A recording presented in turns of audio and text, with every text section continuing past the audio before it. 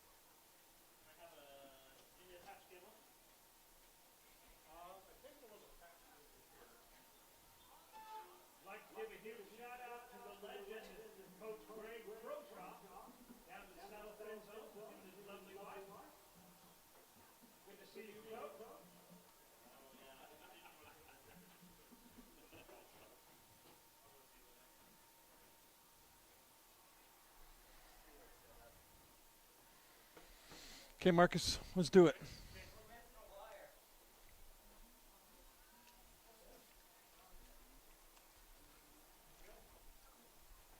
Good evening, everybody. I am Andy Griffin, live from Pineview High School, Panther Stadium, where tonight we have a key Region 9 battle. We'll be on 890 KDXU, of course, 94.9 FM, and also streaming at you live from sportsradio977.com and desnews.com/high school. You can find us all kinds of places. We appreciate Marcus at CEC for helping out today as we get the live stream video going. And, of course, you're driving around in your car or wherever you're close to a radio, you can stream us. You can listen to us on the radio. You can listen to us just about anywhere, even 890kdxu.com. So, again, thanks for tuning in. It is, again, Pineview taking on Cedar City. And these are two teams that have a history. They've had some great games over the years. And this year, I think these are two contenders to win it all in Region 9. Snow Canyon is good. Snow Canyon's going to be right there at the end, too. But these two teams, I think, this game could go a long way in deciding who region champion is. Now, of course, we're in the era of RPI, and, you could end up with, 8th place and still be in the playoffs and get hot and win a couple of games here or there and have a chance to win a state championship. But I think you're in a better position if you can get that first round bye and then get a home game in a second and third round, really give yourself an opportunity to win a state championship. Our title sponsor is Sullivan Homes. You only build your dream house once. That's why you need it done just right. Visit sullivanhomes.com today. Well, Cedar is a team that has evolved over the years with Josh Bennett. They ran, of course, a lot of that wishbone. They ran a lot of triple option under Coach Todd Peacock. He was a riverboat gambler. He believed that the good Lord gave you 4 downs, use them all every time, and didn't punt very often, didn't kick extra points that often either. But things have changed under Josh Bennett. He's a little more conservative as far as that kind of thing, but he's a little more aggressive when it comes to trying to move the football, as Josh Bennett has adopted what almost every coach, not every, but almost every coach has adopted in America, and that is the spread. And, Cedar runs out of the spread. Yeah, they run the ball about 40% of the time, but they throw the ball quite a bit as well. Jaron Garrett is their quarterback, and, folks, he is a good one. In fact, when I talked to Coach Hosner about what are they going to do to try to – if they're going to beat Cedar, what do they have to do? And he said, well, we got to stop number 9. Number 9 is senior quarterback Jaron Garrett, 6'1", 185-pound stud. And, he's good to go. All right, it looks like we're live on radio, too. We're waiting for the radio audience to join us. The radio is with us now. Give us, again, a chance to thank our great sponsors. They include Sullivan Homes, our title sponsor. Visit sullivanhomes.com today. You only build your dream home one time. That's why you need it done just right. Visit sullivanhomes.com. Pregame today brought to you by the Interior Design Center. Like them on Instagram or to see some of the stylish looks, or visit interiordesigncenter.com. Yeah, go check out their website. We'll be talking about the Camping World of St. George keys to the game, the Sky Mountain starting lineups, and our Sports Clips Star Watch, all coming up very soon here in the Interior Design pregame show. I think we're getting close to our national anthem, so I'm going to stall here a little bit longer as we get ready to go. We're trying something a little different tonight. We are actually taking the audio through the computer stream instead of the other way around, the computer stream taking the audio from the radio. I think it's going to work great. I understand we're coming in loud and clear, so that's good to hear as we get ready to go. Pineview and Cedar City getting ready to do battle. I thought we were going to have the color guard come out, but I am not seeing. Oh, there they are. Okay. They're just in the shadow over there as we get ready for our national anthem. Real quick before they come out here, well, let's talk about our Camping World keys to the game. Your 2020 adventures start at Camping World in St. George. Find a huge selection of all the top brands, sales, parts, and service, as well as a full retail store. Visit 1500 Hilton Drive or go to campingworldstgeorge.com. That's Camping World of St. George. Talking keys to the game, and, there are cliches sometimes involved with those, but I asked each head coach, I said, if your team is going to win tonight, you have to do blank. And their answers were different. Coach Josh Bennett said mistakes. We got to not make mistakes. He said we turn the ball over, we commit a lot of penalties, we're going to lose this football game. He says if we take care of the ball, have no turnovers, don't commit a lot of penalties, we've got a chance to win here on the road at Pineview. For Coach Hosner, he said, well, really it's about stopping number 9. He says they've got a quarterback, and when he's on the move, he is so good. He's one of their best rushers. He also obviously throws the ball really well, over 1,000 yards passing this year. Again, senior Jaron Garrett, 6'1", 185-pound 12th grader, is a key to the game for Pineview. If they're going to stop Cedar, they got to stop him. All right, we'll take a 2-minute timeout. National anthem coming up. We'll be right back. Hey, Bobo, do trees tell each other stories? I'm sorry. I'm afraid I don't know that. Hey, why don't we go find out? Listen. Can birds draw pictures? I don't have an answer for that. Dad, do stars visit their friends? Look!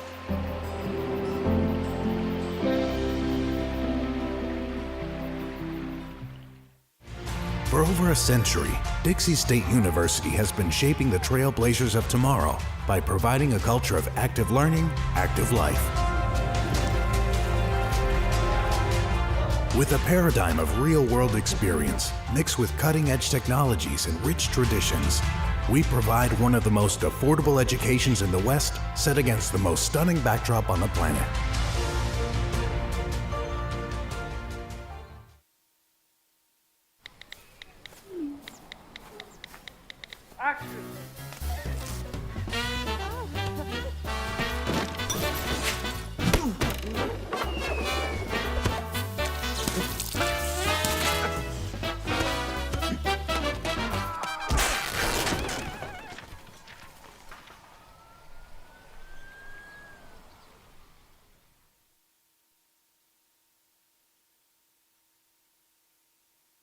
Where do you find the titans of classical music in St. George?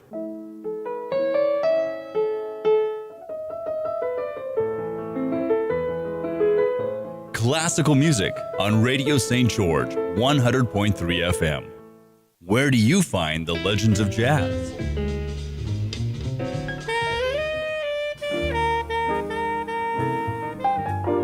Evenings on Radio St. George, 100.3 FM.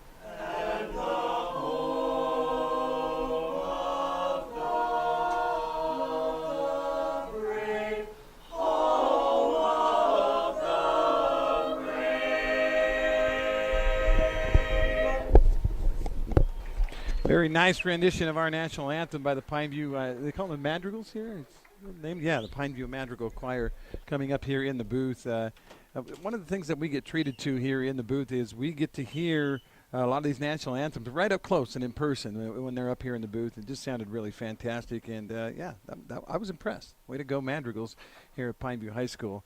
They are the color guard now marching off of the field as we get ready for Pineview and Cedar. Both teams come in with 3-1 records. Pineview dropped their opener. It was a shootout with Ridgeline. Ended up 42-38. Pineview couldn't get a stop at the end of that game. If they get a stop and go down, maybe win that thing, but they lost that close one. Since then, they have won 3 games in a row, including a shootout against Park City. That was one of the crazier games I've been involved with in my career, as Pineview led 27-0. Looked like they were cruising. It was going to be a blowout, a continuous clock, all that stuff, and then somebody forgot to tell Park City they were being blown out, and Pineview made a few substitutions, and all of a sudden it's a game. In fact, Park City took the lead a couple of different times. Pineview got a touchdown and 2-point conversion to go up 7 late. Park City ran their ensuing kickoff, about 2 minutes left in the game, ran the kickoff back for a touchdown and missed the extra point. I actually talked with Anthony Fausto down, the kicker for Pineview, about that. I said, hey, did you kind of feel for your comrade, your fellow kicker? He says, yeah. He said at the same time, I was like, yes, we won. So he says, I felt bad for him for just a second. And then that was over. He says it's actually part of the job of being a kicker. You're the GOAT sometimes you're the hero. You just never know. And kicking could be a real factor in this game. Both teams with very good kicking games. We'll see how that factors in. Cedar at 3-1. They opened with a win, an overtime victory over Spanish Fork. They then dropped a game to Juab, and I was talking with Coach Bennett about that loss. He said, we just didn't play well. He says, we were at home, and we assumed we were going to beat them, and we just came out flat and didn't play well. And since then, he says, they've turned it around. He said Taylorsville was a very, very talented athletic team. We beat up on them. He says, for whatever reason, as talented as they were, they just really didn't come together as a team, and it was actually a pretty easy win, 51-19. The last week, Cedar City went to Crimson Cliffs and had them shut out until late. It was 37-0. Crimson did get a touchdown late to make it a 37-7 final score, but the Redmen are playing some pretty good football. Now, we go out for the coin toss here at midfield. As is with COVID-19 restrictions, just one captain from each team. For Pineview, it is the center and defensive lineman Brock Shaw. Not Brock. I knew I was going to do that. Brock is his older brother's name. It is Brennan Shaw. And Brennan Shaw is out there facing up against Cedar quarterback Jaron Garrett, number 9. He's a stud, and he is a team captain as we get ready for this contest. Again, back to the keys to the game, brought to you by Camping World of St. George. For Cedar, it was all about containing mistakes, their own mistakes. For Pineview, it was all about trying to slow down number 9, that Studley quarterback, Jaron Garrett. Now for the starting lineups. Hit at the Sky, the beautiful Sky Mountain Golf Course in Hurricane. Scheduled tee time tomorrow at 6:35-7888. And our starting lineups, again, brought to you by Sky Mountain Golf Course. Well, let's focus on the backfields. For Pineview, the quarterback is Braden Bunnell. And by the way, the coin toss is complete. Looks like Pineview won it and has deferred to the second half. So Cedar will take the football to start things off. They'll be going left to right in front of us. The quarterbacks, again, Jaron Garrett on one side, Braden Bunnell on the other side. Garrett was a starter last year. Bunnell's new to the starting lineup, even though he's a senior. He's a kid that has he's bided his time and been patient, and now he's ready to go. He's ready to be the man for Pineview High School. Bunnell, 5'11", senior. Garrett at 6'1", senior.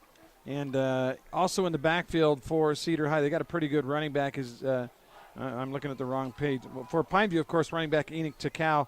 Takau plays a great linebacker, and so Pineview is faced with the idea of how much do we use him on both sides of the ball? Do we let him play all game long at running back? So far, the answer has been no. He's played in crunch time. He's played at key moments in the game, but he hasn't played the whole game at running back. Running back for Cedar is Seth Brinkerhoff. He has 270 yards in 4 games. What is that, about 80 yards, 70 yards a game, something like that? Yeah, about 70 yards a game. He averages, though, 6 yards a carry. He has scored 3 touchdowns. And Jaron Garrett has rushed for 263 of his yards of his own, and that includes sacks. So, if a quarterback has plus yardage, that he's doing something right. So we are just about ready to go. Pineview lines it up. It'll be, let's see, not Fausto kicking. They have actually a different kicker for kickoffs, and then Fausto handles all the place kicking, the extra points and things like that. Kogan, I think, is the name of the kicker for Pineview. I got to find my right roster page. I got a whole bunch of pages here, and none of them are the right ones, but we'll get to that in just a minute. Our game brought to you by Sports Clips.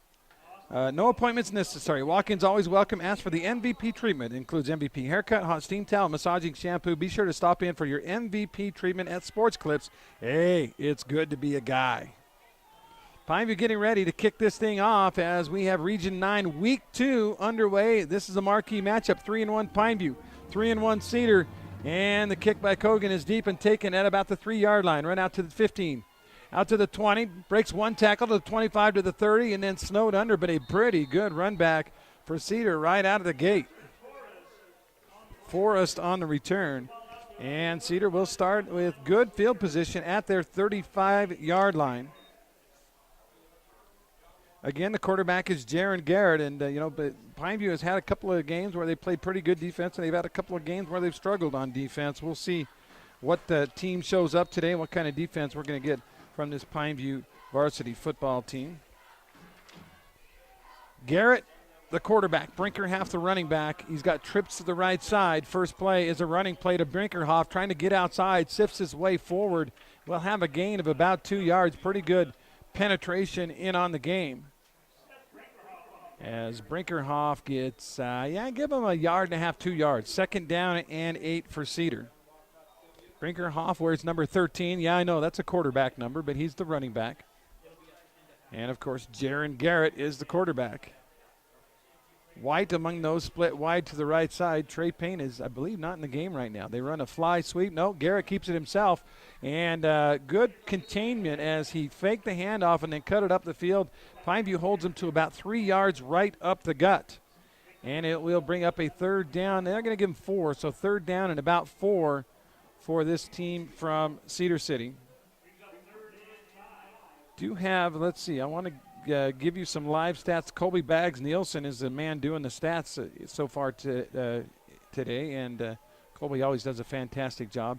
Big 3rd down, though, 3rd and about 4.5 for Cedar. Might be the first pass of the game for Jaron Garrett. Garrett runs the option up the line, looking to cut up the hall. Pineview covers it well. Might have been better off to pitch to Brinkerhoff. Pineview with a great penetration and the stoppage on the play. I believe, making the tackle on the play for Pineview was Dylan Becker, one of the Becker twins, Ian and Dylan. I don't know if they're twins or not. They're brothers.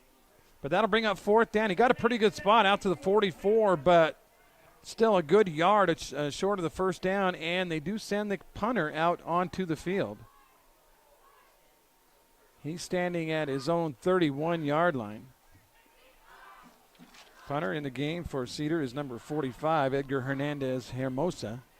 And he does punt it. It's off to the side of his foot. It's going to be a short kick. It'll bounce at the 33 of Pineview and go out of bounds there. So not a great net on the punt. Let's see, 16 and 8. 24-yard punt, no return. And I'm wondering if Coach Bennett now is wishing he had gone for it on 4th down instead of that very, very short punt. So first offensive possession of the game for the Pineview Panthers. It will be Braden Bunnell at quarterback, and yes, it's going to be Takao starting at running back. He's off to the left of Bunnell with trips to the right side. One man, I believe that's man, to the left side. Want to pass on 1st down. Run a little swing out there to Takao. One-on-one out there to the 35, to the 40. Good one-on-one tackle. That could have been a much bigger play, but a great effort by Jack Cook, number 18 for Cedar. Takao, though, does get about 13 yards on the play. And that'll be a 1st down for Pineview.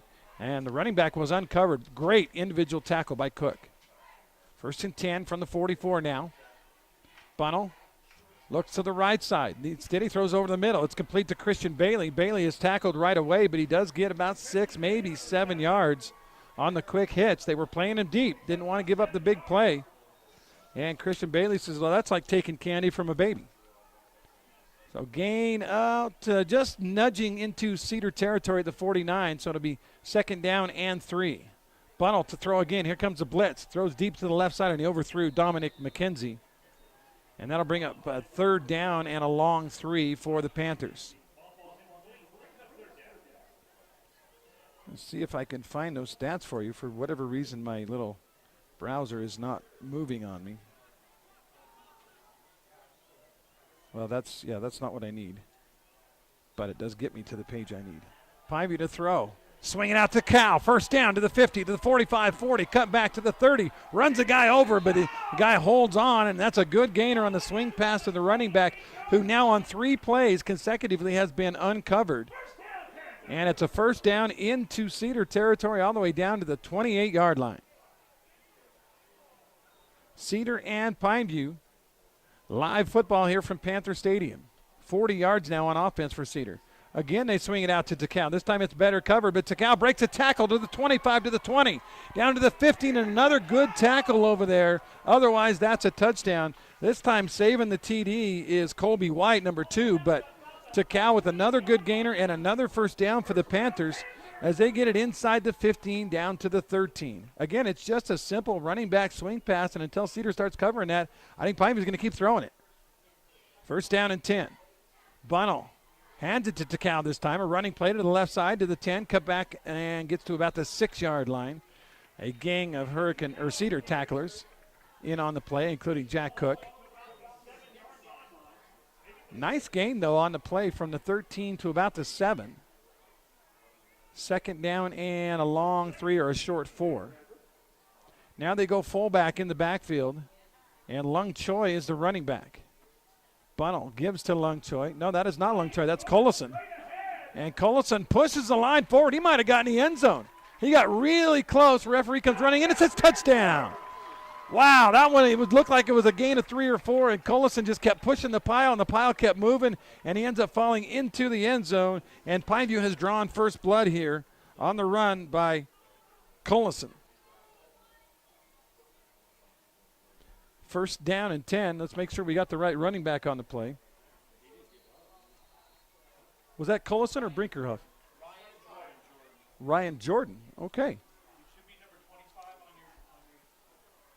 All right, Ryan Jordan got the touchdown. Snap is high on the extra point, but Fausto gets it away in time, and it's good. A Simply Wisdom extra point, and Pineview, about 4 minutes into this thing, has a 7-0 lead. We'll be back in a minute. I'm Ferdinand. You look at me and think big. You think scary. But I'm a little misunderstood. Sorry, I almost killed you. Kids with learning and attention issues are misunderstood too. Take the time to understand. Learn more at understood.org. Heard about the scarecrow who won an award? He was outstanding in his field.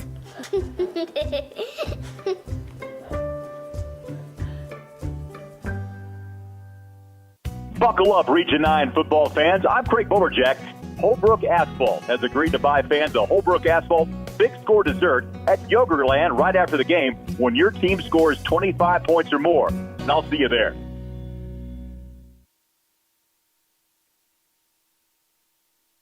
We're back at Pineview High School. Panthers with a very successful 68-yard drive on their first possession after forcing a punt. And the Panthers lead at 7-0. We're 4 minutes and 8 seconds into this football game. And Pineview at home look pretty good so far. A lot of football to play. There's a kickoff, and this one goes right to the end zone, and that is a touchback. The kick returner had to jump high to make the catch. And as he did so, his momentum carried him into the end zone for the touchback. And, by the way, the return man was Braxton Torres, number 22. It'll be first down and 10 now. A little different possession. They were at the 35 to start last drive. Now they're at their own 20. And Cedar will start at first down and 10.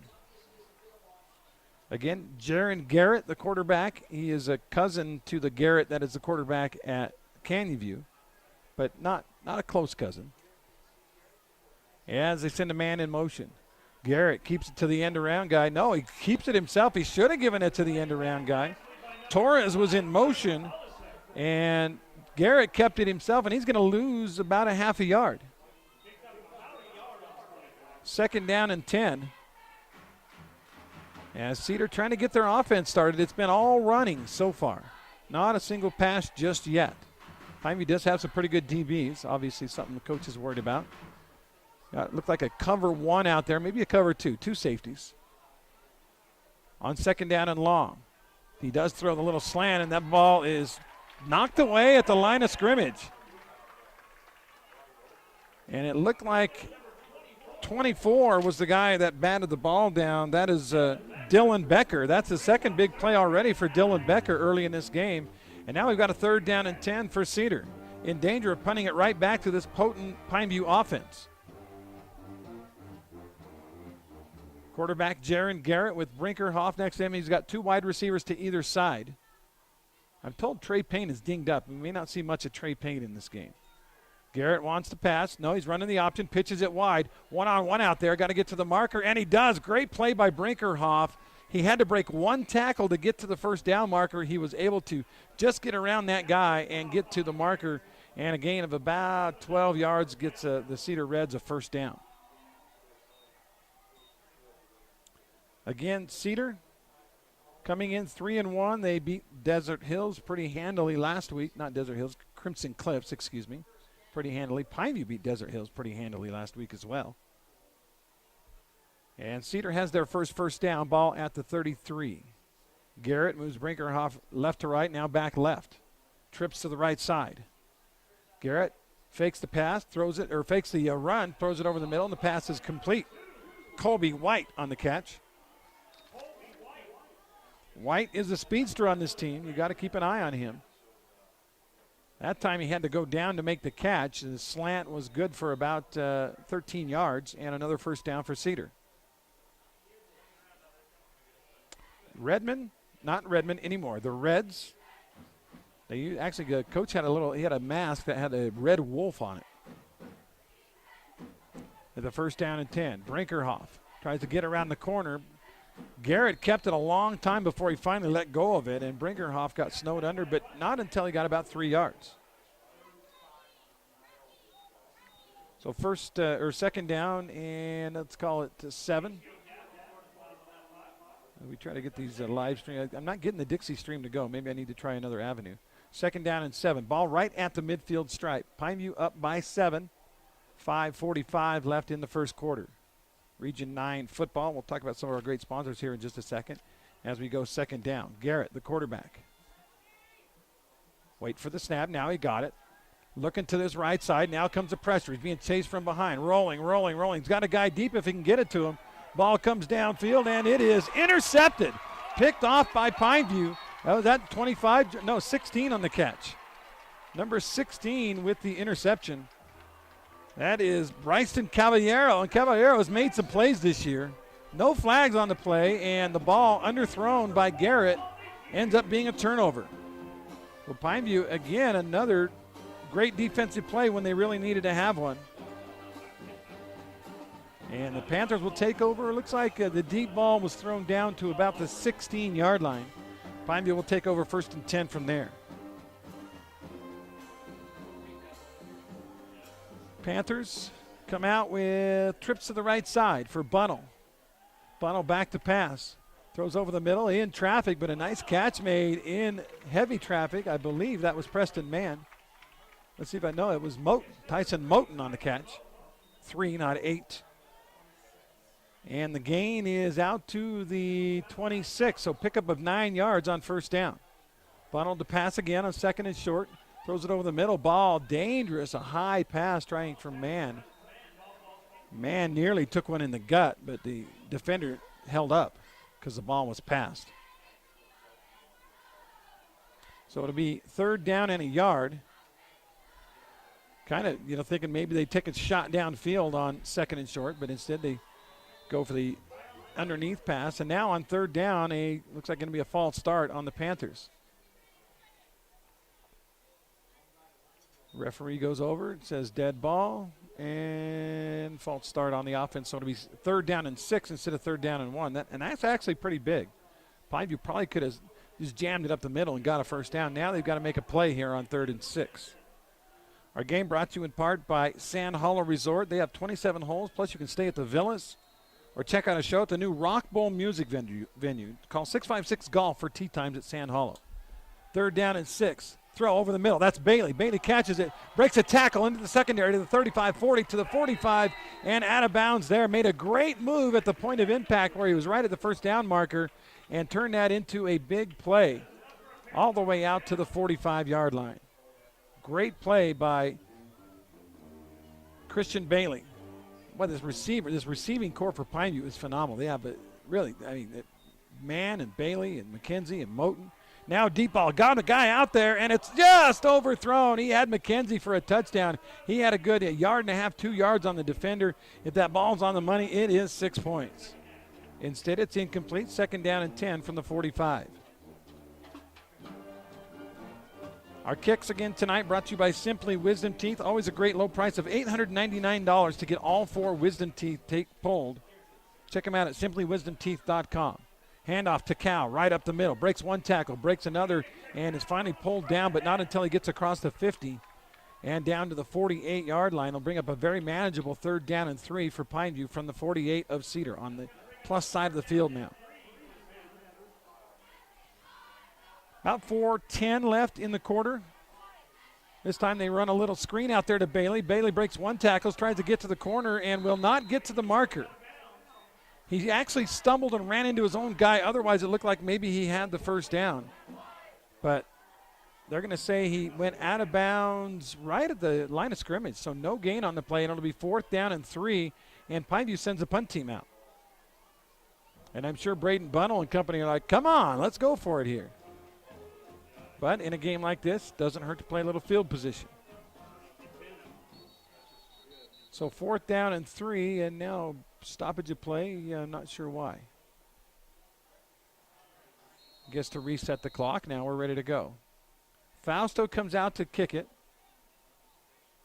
Another Simply Wisdom Teeth kick, standing at his own 38-yard line. Pineview will try to maybe hit a coffin corner here. Fausto takes his time, gets a kick away. It's a nice high kick. It'll bounce down at the 12, 13, roll to the sideline, and it'll roll out of bounds at about the 3 or 4 yard line. So you got to like that decision to punt the ball in this situation, because it ends up being a net of about 40 yards, and it'll be down inside the 5. Actually went out of bounds inside the 5 at the 4. So far, offense in this game, Pineview with 90 passing yards and 20 rushing yards. Cedar with 14 and 25, so 39 for the Reds and 110 right now for the Panthers. Cedar back on offense for their 3rd possession of the game. Their first one ended in a punt. Their second one ended in a deep interception. And this one will start again at their own 4-yard line. Garrett and Brinkerhoff standing in the maroon paint. They hand it off to Brinkerhoff. He is plowed under right at the line of scrimmage. He actually had to break a tackle just to get back to the line. And they might have given him a yard. Game brought to you in part by Nets on Fire as we check our Nets on Fire clock. 3:33 left in the first quarter. Check out netsonfire.org for back-to-school training specials. 2nd down and 9. They send a man in motion. Garrett keeps it instead, cuts it up the field, gets it out to about the 10-yard line. Tough quarterback. And he gets about 5 or 6 on the play. That'll bring up 3rd down and 4. Our stats tonight brought to you by Wilkinson's, a unique place to shop. They've got fans and fixtures as well as unique items like board games and, of course, lighting. Across from Fiesta Fun in St. George. Big 3rd down and 4 from the 15-yard line. They've got to get it to about the 19.5. Garrett sends a man in motion. Fakes it to him, wants to throw wide open over the middle, and it's intercepted. Great makeup speed. Picked off at the 30 to the 25 and down near the 22-yard line. And that was Becker again, making play after play. That time the guy was open. The ball was floated just a little over the middle. That allowed Dylan Becker to make up the ground and make the interception. And Garrett has 2 picks in 3 possessions, and Pineview with great field position at the 22. Again, the receiver was wide open. The ball was just fluttered just a bit and was underthrown. That allowed Becker, the linebacker, to make up the ground, get there and make the play. And it's 1st down and 10 Panthers. Bunnell from the gun. Hands it to Takao. Takao dancing around. Not really any room to roam. He still made about 3 yards out of nothing. That was kind of one of those keep you honest plays. Just hand it up the middle, see what, kind of feel out the line, see what's there. Wasn't much there.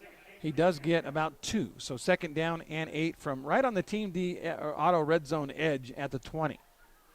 Bunnell with a fullback and Takao in the backfield. Twin wide receivers to the right side.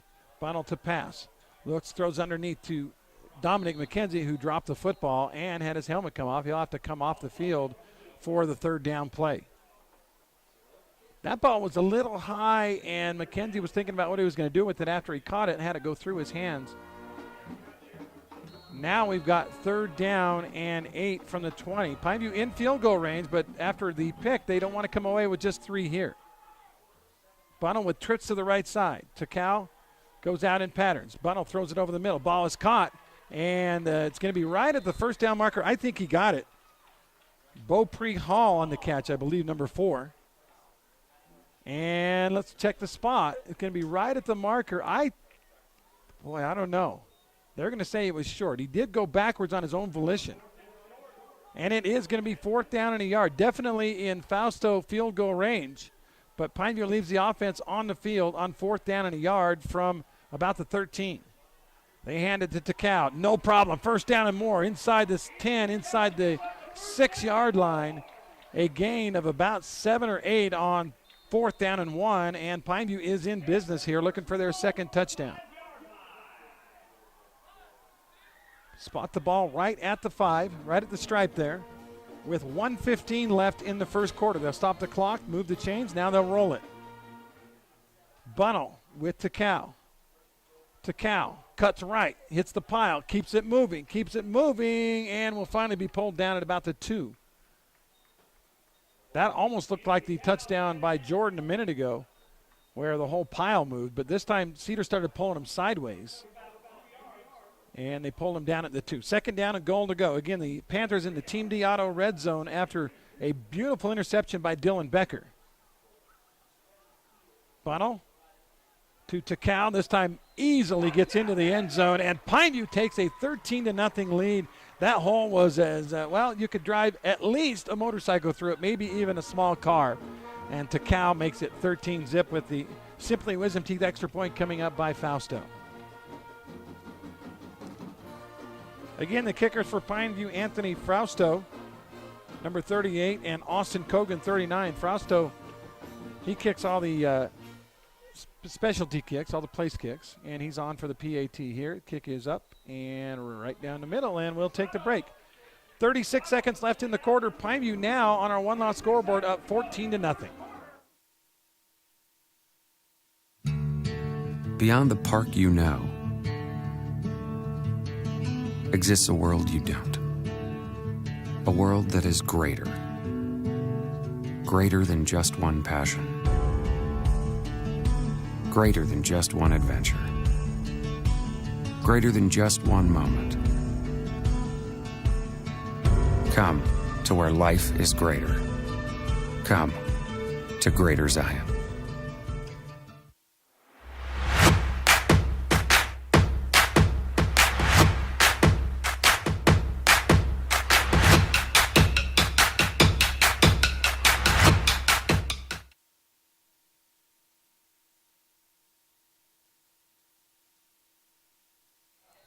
Welcome back. Pineview with a good start to this game. They got a stop on defense with a punt, 3 and out. They got 2 interceptions now, and the last one led to a Pineview score, a 23-yard drive that ended with a Takao run of 2 yards, and the Panthers lead this game 14-0 over the Cedar Reds. This kickoff is returnable, taken at the 4-yard line and matriculating to the left side to the 20, to the 25, cut back, breaking a tackle, keeping the play alive across the 30 and now across the 40-yard line. That's a heck of a return for Cedar High. I believe that was Torres on the return, number 22. And it'll be 1st down and 10 with great field position for Cedar. Remember, their last drive, they started at their own 4, and it ended in an interception. Total offense in this game, Pineview 132, Cedar 45 right now. As we've got really basically, if the ball's in bounds here, this will be the end of the quarter. Last play of the quarter. 1st down and 10, Cedar at the 41. Trips to the right side for Garrett. Goes back to pass and rolls to the right side. Looking downfield, got a guy open, and the ball is dropped. Threw across his body, but still hit his man right, in a bad spot. Hit him right in the hands. The pass dropped by number 7 for Cedar. That is Charles Cook. Cook, by the way, another one of those guys that's a little bit dinged up. Cook and Payne. And by the way, I don't think we've seen Payne in this game just yet. Trey Payne, I think, is one of the best players on this team. Big, strong, physical guy, a wrestler, multi-sport athlete, played on the basketball team. Yeah, wrestled and basketball, same season. Now they run the option up the line. The quarterback pitches it to Brinkerhoff. Brinkerhoff breaks one tackle, can't break another one as a swarm of Panthers come and make the play. The big hit for Pineview by number 25. That is, who else? Ryan Jordan. It seems like Jordan and Becker, the two guys making plays right now. And that'll bring up a 3rd down and 8. And that also will end the quarter. So we played one complete here from Panther Stadium, and Pineview leads Cedar on our one-loss scoreboard. It is 14-0. We'll be back in a minute. Asphalt. It's not something we think about much, except when it's in bad shape. At HOLBROOK Asphalt, we help cities, HOAs, and businesses avoid replacing painfully expensive roads and parking lots. To avoid the cost of replacing asphalt, you must effectively preserve it while it's still in good condition. University research has shown HOLBROOK Asphalt's HA5 slows asphalt aging by 67%. We make your pavement assets last longer, cost less to own, all while achieving higher property values. Visit holbrookasphalt.com to discover more. 1 in 3 adults has pre-diabetes. That means it could be you, your dog walker, On your left. your cat jogger. With early diagnosis, pre-diabetes can be reversed. Take the risk test at doihaveprediabetes.org.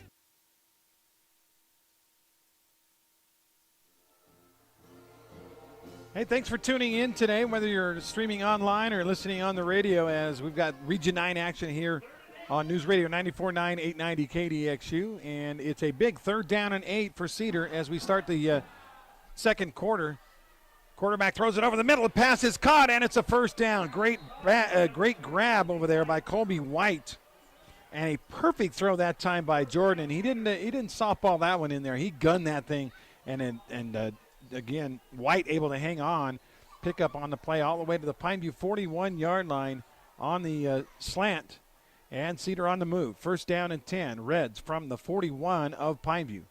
Garrett with 2 wide receivers to either side. Brinkerhoff with him in the backfield. Garrett wants to throw. Quick hitter out there. It's a wide receiver screen, and getting to the edge is the running back, and he's out to the 25, the 20, and all the way down to the 15-yard line. They had him hemmed in, and he just used extreme speed, did Braxton Torres, to get outside and turn really what should have been no gain into a pickup of, 27 yards. And now Cedar in the Team Deotto red zone. As we're in the first minute of quarter number 2, Reds knocking on the door. Garrett now with trips to the right side. Gets a snap and rolls that way. Looking for somewhere to go, and now he's going to run it. Now he throws it underneath. The ball is caught, and that's going to be a Cedar touchdown. Nice decision by the quarterback. He wanted to run that football, and he decided at the last minute, I'm going to throw this thing. And the catch is made, and that's a touchdown on the grab. Jack Cook, number 18. And it's 14-6. So Cedar comes right back. They needed a score, down 2 touchdowns. Faced a 3rd down and 8. Got a big play there. And now an extra point, a Simply Wisdom Teeth extra point to try to cut it to a 7-point game. Again, the kicker for Cedar is Edgar Hernandez Hinojosa. And his extra point is good, and we'll take the break. 14-7 now. Cedar cuts that Pineview lead in half. We'll be right back. Time apart has taught us. In our social distance, we found space. Space to ponder. Space to connect. Space to imagine. Space to heal. In the emptiness, we found meaning. In silence, we found beauty. In separation, we've discovered there is so much more to find when we find our space. Find your space.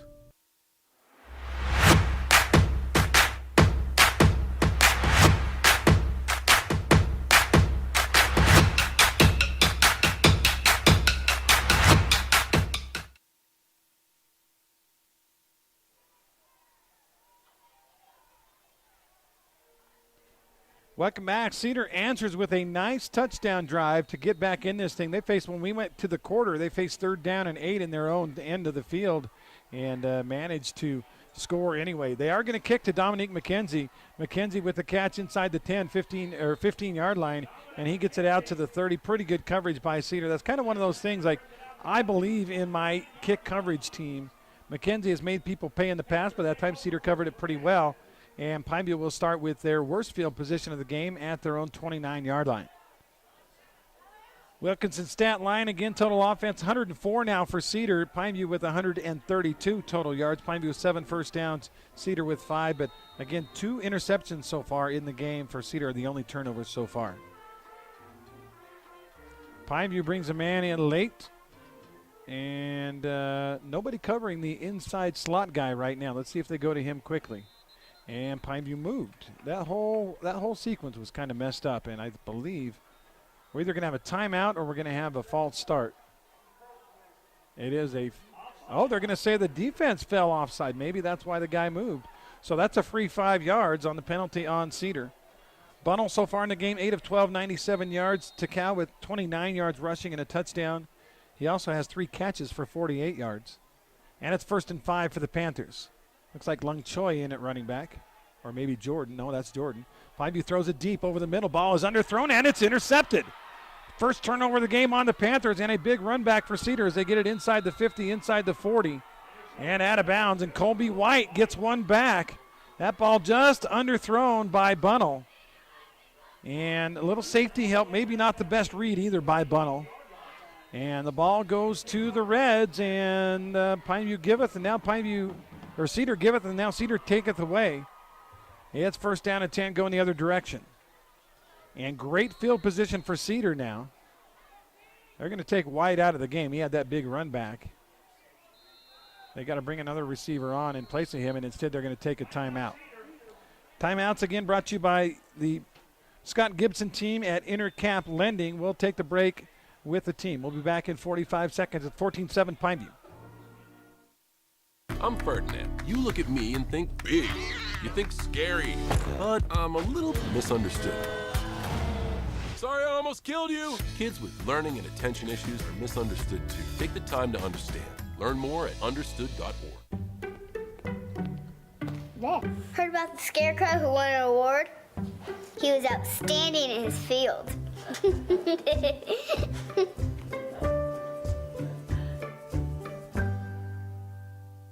Buckle up, Region 9 football fans. I'm Craig Boberjack. Holbrook Asphalt has agreed to buy fans a Holbrook Asphalt big-score dessert at Yogurtland right after the game when your team scores 25 points or more. And I'll see you there.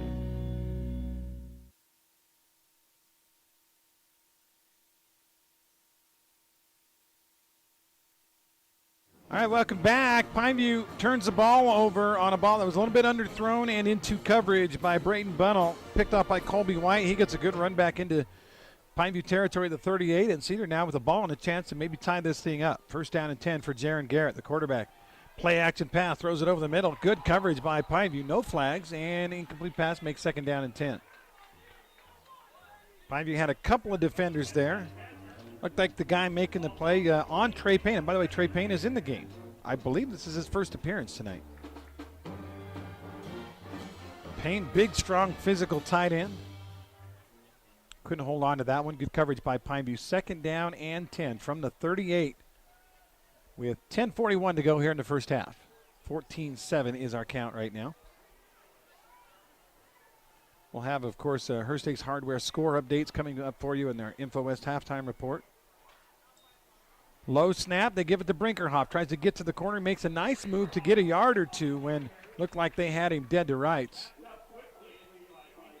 Pretty good tackle by Takao. That's one guy you don't get away from very often. He makes a sure-handed tackle, but still a gain of 3. Bring up a 3rd down and 7 now for the Cedar Reds. 14-7, Panthers on top. Cedar with the ball in good field position at the Pineview 35, but facing a 3rd down and 7. Might be 4-down territory anyway. Garrett, straight drop this time, looking. It's supposed to be a screen, but his guy didn't get open. Instead, he throws deep. Ball is thrown downfield and overthrown on everybody. There is, however, on the other side of the field, a flag in the secondary. And that almost always is a defensive holding type penalty. I hate to call it early, but that's kind of looks like what it's going to be. The referees discussing it. Flag is on the near sideline. The pass was on the far sideline and deep, about 40 yards away from where the football is, and I'm pretty sure they're going to call defensive holding, and that's what it is. So that'll be 10 yards from the line of scrimmage, and that'll be a 1st down for Cedar High. Now, they went, I don't understand the penalty. They just went 11 and a half yards on a 10-yard holding penalty. Now they move it back. Yeah, there we go. Somebody not good at math. They got it, though. They figured it out. But now Cedar has a 1st and 10 at the 25-yard line. Reds trail by 7. Handed off to Brinkerhoff, looking for a hole, and there is not one. Pineview all over it. Dylan Becker, the first man with the hit. Takao with the finish. And it's 2nd down, and he might have got, I think he lost half a yard. Early score from Dixie Desert Hills. Dixie leading at 3-0 in that Region 9 battle. Here it is 14-7. Well, let's get you an update from Snow Canyon. The Warriors heavy favorites over Hurricane. Not sure what the official is doing. He's walking over toward the Pineview sideline, the white hat. It sounds like some feedback from the referee's microphone.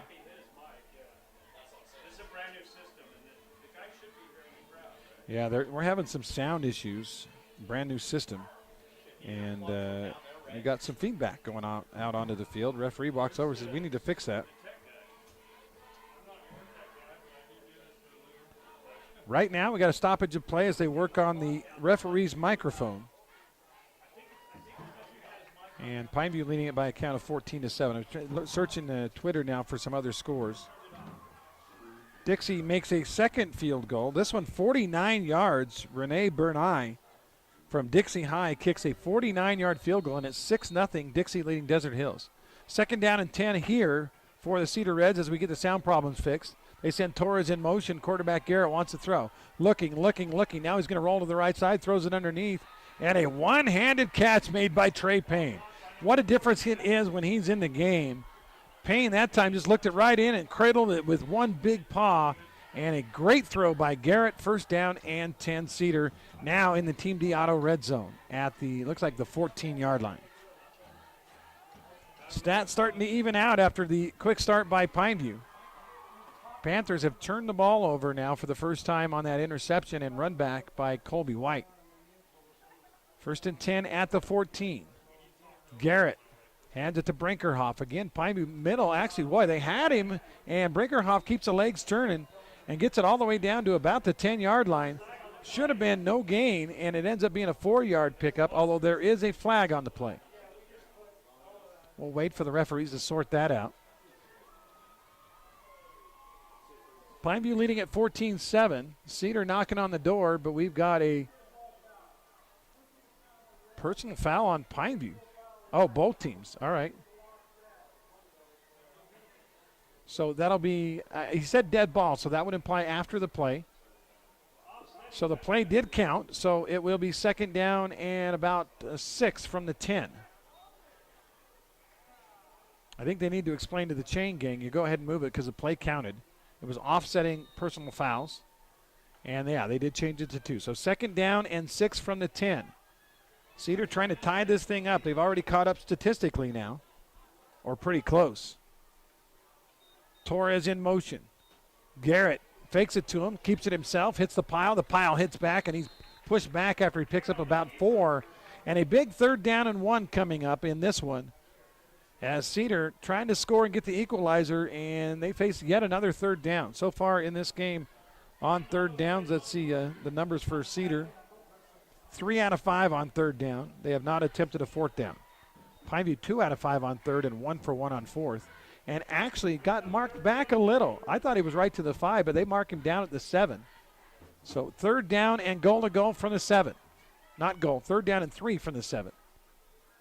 Garrett sends a man in motion. Instead, he rolls to the left side. He's in trouble now. Now he gets away, rolls to the right side, trying to get to the corner, and he will get, I believe, to the marker and get a 1st down. Great speed from the athletic Jaron Garrett. Picks that one up when they should have had a sack. Boy, what a weapon it is to have a quarterback with that kind of athleticism. Pineview had him dead to rights in the backfield, and Garrett just ran away from trouble, and it's 1st down, goal to go.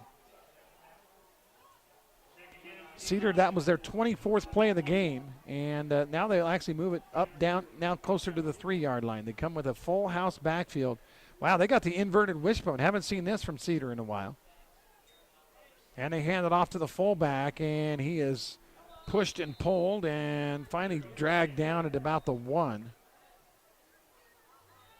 That was 24 on the carry for Cedar. Number 24 is Brian White. So mark him at about the 1.5. Second down, goal to go. Again, they stay with the full house. Brinkerhoff is a deep man. They got 2 fullbacks behind Garrett. Garrett keeps it. The quarterback keeper pushes the pile. A tug of war going on right now. I don't think he got in. He did not. And now they signal touchdown. Wow. Looked like the referee had to really think about that one. He got his nose in there, found the football, said it was over the plane, and Cedar has now made it a 1-point game with 7:30 left in the first half with the extra point pending. Again, the kicker, Edgar Hernandez Hinojosa. And Hinojosa, like a lot of kickers like to do, has really bright shoes on. His are more orangish red. Frausto for Pineview has the bright orange. Big extra point, though. Pineview won a game when a kicker missed the extra point, but this one is perfect. And we'll take the break. Cedar answers back with back-to-back touchdowns. It's now 14-all on our one-loss scoreboard. We'll be right back. Beyond the park you know exists a world you don't. A world that is greater. Greater than just one passion. Greater than just one adventure. Greater than just one moment. Come to where life is greater. Come to Greater Zion.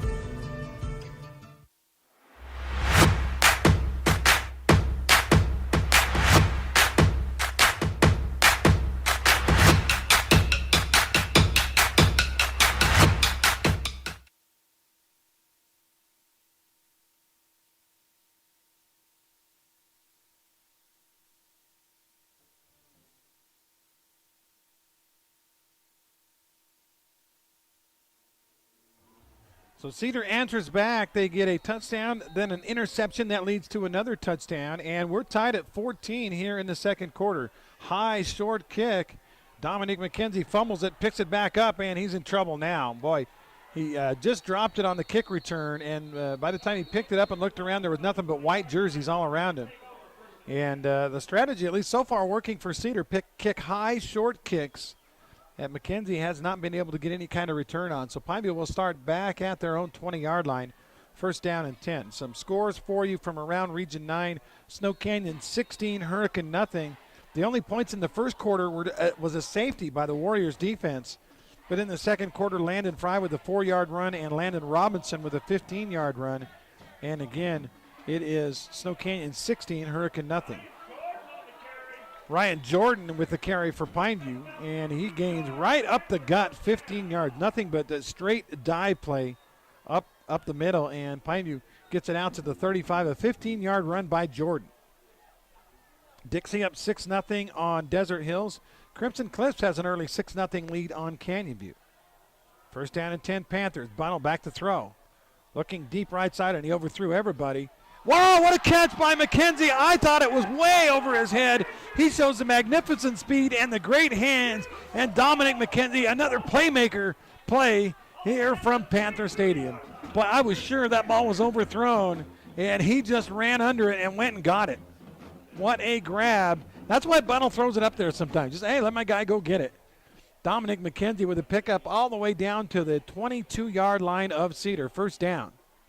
Again, they go Jordan. Jordan trying to get to the left side. He is actually get him running side. He's more of a bowling ball straight ahead runner. Get him going sideways, and they were able to run him down. He did gain about 3, maybe 4 yards, so. And it'll be second down for Pineview. Under 6 minutes now to go in the second quarter. Pineview 14, Cedar 14. Bunnell back to pass. Looks to the left now, goes to the right. Throws it in the corner. Ball caught at the 10. Cut back at the 5. Dom McKenzie into the end zone. And that's a touchdown. Dominic McKenzie with the great hands and then the great cut. And Pineview scores very quickly. They take a 20-14 lead on the pass from Bunnell to McKenzie. What a move. I don't think we have replayability here, do we, Marcus? Do we have replayability here? No. That's when you're going to want to watch again later. What a great catch and move by Dom McKenzie. Now the Simply Wisdom extra point by Fausto. And the kick is away, and it's good. So the scoring fast and furious here. That's 3 touchdowns here in the second quarter. It's 21-14. Pineview by 7. We'll be right back. Asphalt. It's not something we think about much except when it's in bad shape. At HOLBROOK Asphalt, we help cities, HOAs, and businesses avoid replacing painfully expensive roads and parking lots. To avoid the cost of replacing asphalt, you must effectively preserve it while it's still in good condition. University research has shown HOLBROOK Asphalt's HA5 slows asphalt aging by 67%. We make your pavement assets last longer, cost less to own, all while achieving higher property values. Visit HOLBROOKAsphalt.com to discover more. 1 in 3 adults has pre-diabetes. That means it could be you, your dog walker, On your left. your cat jogger. With early diagnosis, pre-diabetes can be reversed. Take the risk test at doihaveprediabetes.org.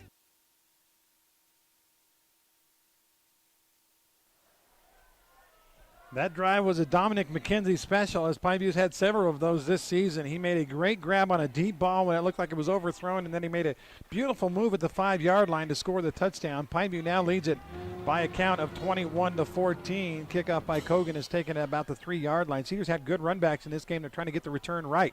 They do get around the corner to the 25-30, to the 35. The kicker has to get in the way, and he does. He doesn't really make the tackle. He just slowed down Torres. And another great run back for Cedar. I really thought special teams advantage would go to Pineview in this game with McKenzie returning kicks, but it has been Torres and the Cedar return team that has really been a spectacular part of this game so far. So Cedar takes over at the 48-yard line. Score updates 24-0. Snow Canyon on our Hearst Ace Hardware scoreboard leading Cedar. That game's going to go continuous clock probably shortly, as they're all over the Hurricane Tigers. 24-0. And 6-0 Dixie on top of Desert Hills. Good game going there. Desert Hills has the ball and driving. Garrett looks to run the ball, and that looked like maybe a blown play as the snap went low to his left. By the time he was able to pull it up and move, the running back had already run by, and Garrett just had to eat it, and he will lose about a yard, maybe 2 on the play. Perhaps a lesser quarterback loses 5, but Garrett's such an athlete. He made almost positive out of negative. So it'll be 2nd down and 11 now for Garrett and company. Cedar Reds, again, coming in 3-1. Both teams are 3-1 and 1-0 in region play. Jaron Garrett, number 9, the quarterback for Cedar. Fakes it, throws it in the middle. The ball is caught. What a great grab on the slant pattern by Colby White. White a little dinged up on the play, slow getting up, but he made the catch right at the marker, and we might have a measurement here.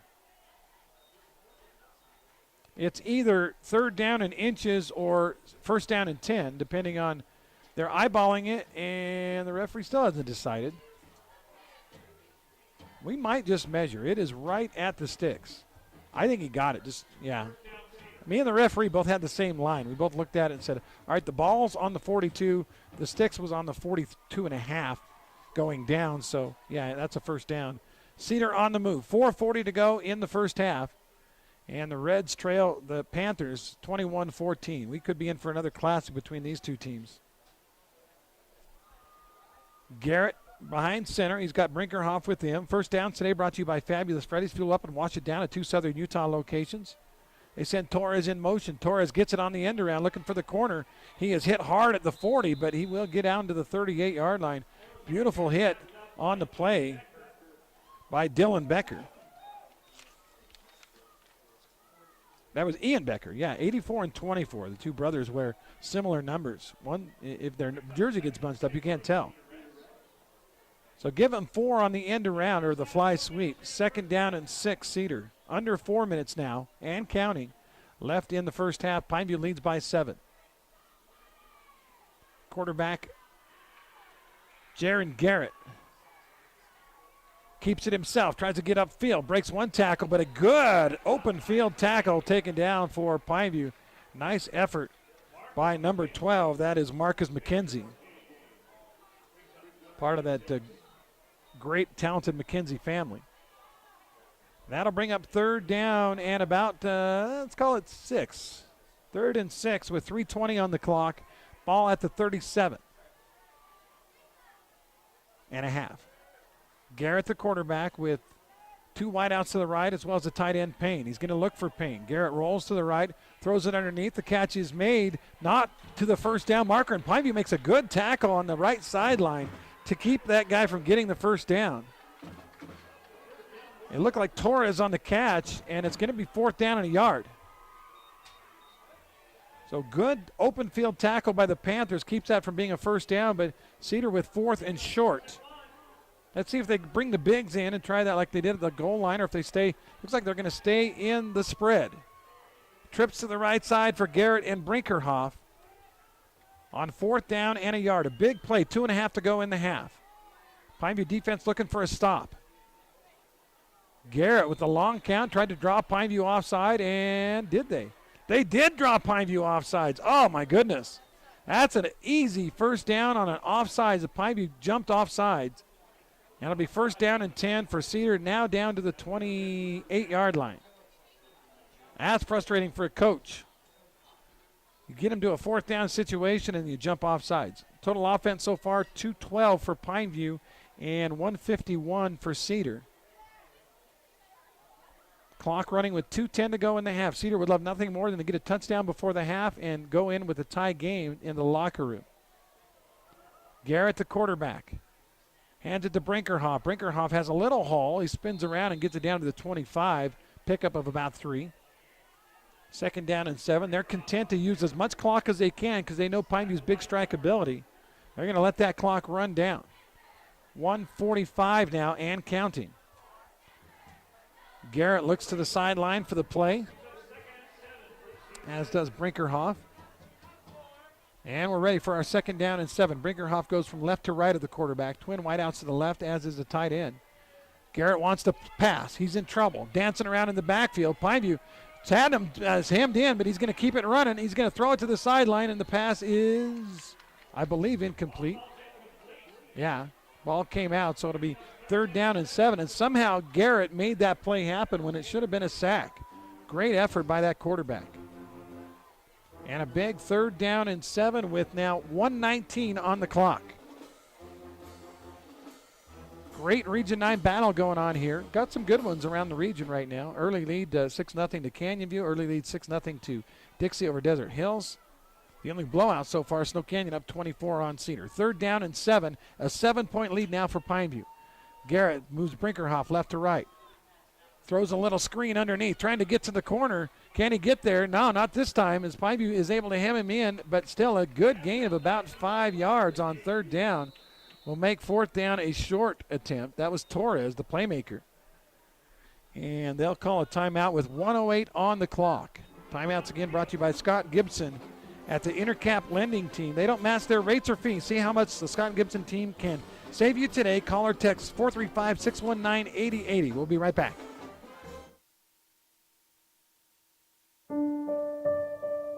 Time apart has taught us. In our social distance, we found space. Space to ponder. Space to connect. Space to imagine. Space to heal. In the emptiness, we found meaning. In silence, we found beauty. In separation, we've discovered there is so much more to find when we find our space. Find your space.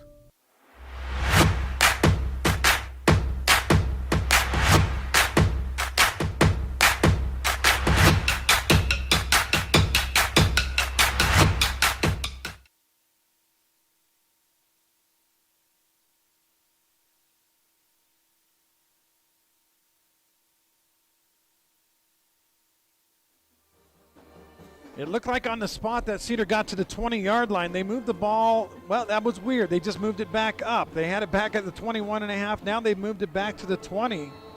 It's going to be 4th down and 1 with 1:08 on the clock.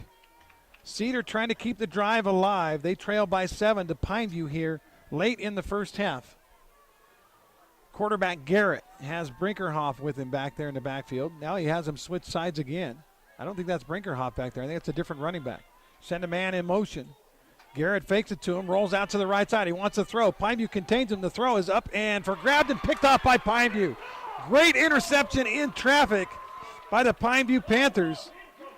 They're going to say he dropped it, but it doesn't matter. It was 4th down, and Pineview will take over with 1 minute on the clock. The Panthers lead it by 7. Now keep in mind, Pineview will get the ball first to start the second half. That may influence what Coach Hosner and Coach Croton decide to do to end this first half. You maybe run the ball, see if you can maybe get a big play and then run the clock out, or do you, I don't know, put the ball up on top, try to make some plays. With Dominic McKenzie, you just never know. First down and 10, Pineview at their own 20. A long way from pay dirt, but they got a minute on the clock. They've got a couple of timeouts. And at least first indication are they're going to go for it. They've got 3-man trips to the left side. And Bunnell will pass it. Looking, throws it underneath. The ball is caught, and it'll be a first down. They'll throw him rudely to the ground. A good Sand Hollow big hit there, but the catch made by Christian Bailey. And it's first down and 10 Pineview as they move it out to the 33-yard line. They restart the clock. Boy, they started that clock quick. First down and 10. Goes under 48 seconds to go. Bunnell to pass. Looking, throws it underneath in traffic. The foul is caught. It's going to be short of a first down. Pineview might want to use a timeout, and I believe they do. Well, wait, did he get the first down? It's right at the marker. And they are not going to use the timeout. They say he got a first down, so first and 10 at the 43, 36 seconds to go. Bunnell, straight drop. Here comes a blitz. Bunnell looking. Now he's going to run the football, and he's in trouble. He gets to the 45 and stumbles down at the 47, and Pineview would be good to use a timeout here, and they do with 25 seconds left on the clock. I thought I heard the PA guy say there was a flag. Let's wait and see if there was, in fact, a penalty marker down. I don't see one. Do you see one? Oh, there it is on the far side. Okay. It is holding on Pineview. Okay. I believe that the penalty took place right at the line of scrimmage, so it should be about a 10-yard loss. Pineview can hang on to their timeout because of the penalty. Will stop the clock. I think they're going to use it anyway, though. So Pineview takes the timeout. Let's take a quick timeout. We'll be right back. Pineview up 7 in the final closing seconds of the first half.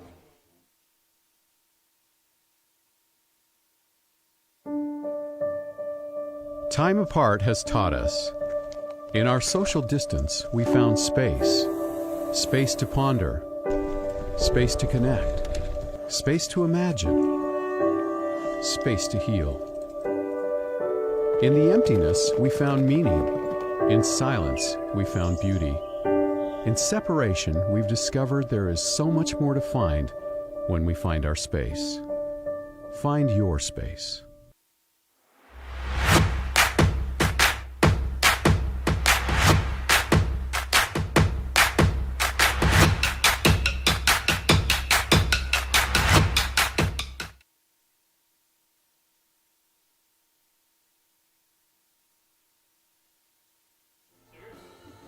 Latest reports from around Region 9, 24-0 Snow Canyon. Not a surprise. Is a surprise is Crimson Cliffs leading Canyonview 19-0 in that first half of that game. Pineview facing a 1st and 20 at their own 33-yard line. Bunnell runs a little play action, throws a slant over the middle, caught by Preston Mann. Mann breaks one tackle, can't break a second, but it's going to be a pickup of about 30 yards right over the middle. Pineview will hurry to the line of scrimmage with 20 seconds to go. Let's see if they spike it. They'll set the chains, they'll start the clock, and Pineview I think is just going to run a play. The clock running now, 18 seconds to go. Bunnell's got to snap it, running out of time, 14 seconds to go. Straight drop, looking, throws it deep over the right side, and a great catch by Dom McKenzie. Goes out of bounds inside the 10. What a fantastic catch.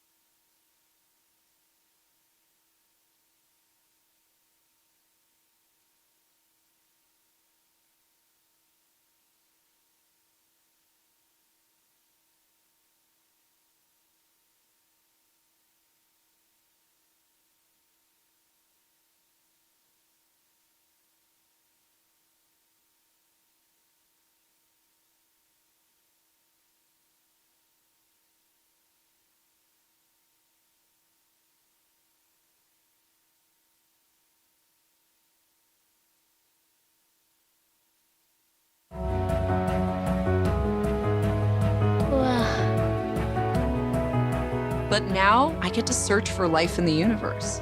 And who knows? Maybe life is looking for us, too. So we're like aliens to them? Yeah. Does anyone want to be a scientist now? I do. Awesome. We need more girls in STEM. Maybe we can find aliens. I take the road less traveled, run free, unwind, unravel, someplace outside with lots to do. Green trees, red rocks, and don't forget that blue sky. The sunshine shining, sunshine pouring on me. Think I might just stay a while. Say hooray all day because the sun is gonna shine on me. Sun is gonna shine on me. Sun's gonna shine on me. Time apart has taught us. In our social distance, we found space. Space to ponder. Space to connect. Space to imagine. Space to heal. In the emptiness, we found meaning. In silence, we found beauty. In separation, we've discovered there is so much more to find when we find our space. Find your space. All right, welcome back. We apologize. We've had some technical issues here at Pineview High School. Power went out just for us here in the press box for a minute, and we're back now. Hopefully we get everything cleared up. Let me recap what happened late in the first half. I think before we went off the air, they threw a deep pass to Dominic McKenzie. He made the catch. They then came real quickly to the line of scrimmage, threw another pass to McKenzie on the right sideline. He made an incredible fade in the corner of the end zone. And a ball that looked like, I don't know how he caught that ball. It's amazing. This young man is an incredible talent. Anyway, Pineview scores with 4 seconds left in the first half. That touchdown made it a 28-14 lead for the second time in this game. Pineview has a 2-touchdown lead, and they will get the ball first to start the second half. So if the Panthers could come out in the second half, score right away, they'd have a 3-score lead, and it would be very hard for Cedar to come back in this football game. Halftime today brought to you by InfoWest, the internet people. The fastest internet in southern Utah, plus they have local support. Trust the internet people at InfoWest. Go to InfoWest.com to sign up today. And again, let's I don't know if I want to go to the scores first. We want to go to the stats first. We've got all kinds of stuff for you. Let's do this. Let's start with our Wilkinson stat line. And again, thank you to Colby Nielsen, statistician here for Pineview, for doing a nice job. Pineview, again, with a couple of stops, they forced 3 turnovers. But the big thing is they've actually really moved the ball well. Pineview has 303 yards of offense on our Wilkinson stat line in the first half. Cedar has really been a good defensive team this year, but not in this one. Pineview just racking it up. Cedar offensively has 161 yards. That's not bad for a first half. If you get 150 or more in the first half of a game, you know you're doing well. But Pineview, again, 303 yards of offense here in the first half. Passing the ball for Pineview, Braden Bunnell leading the way. Bunnell is 15 of 20 for 249 yards and 2 touchdowns. Those are some impressive numbers for that young man. Again, Braden Bunnell with a lot of yards passing the football. Let's see other individual stats for the Panthers. Let's go rushing first. Enoch Takau, 6 carries, 29 yards. He does have a touchdown. And Ryan Jordan has made an appearance at running back. I believe his first carries of the year. He has 3 carries and 25 yards, and he was able to push the pile in for a touchdown of his own. Listen to these receiving numbers. Dominic McKenzie, 4 catches, 97 yards, 2 touchdowns. That's an average of 24.3 yards per catch. 4 catches also for Christian Bailey for 46 yards. 3 catches for Enoch Takau for 48 yards. Preston Mann has 1 big post catch for 32 yards late in the first half. Bull Hall, 2 grabs for 17 yards, and Tyson Moten, 1 catch for 9 yards. Ryan Jordan, along with the rushing touchdown, has 7 solo tackles on defense at linebacker.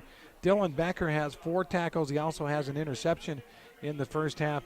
Briston Caballero also with an interception. Sorry, that was Ian Becker with the interception. I thought it was Dylan. I'll have to check on that one.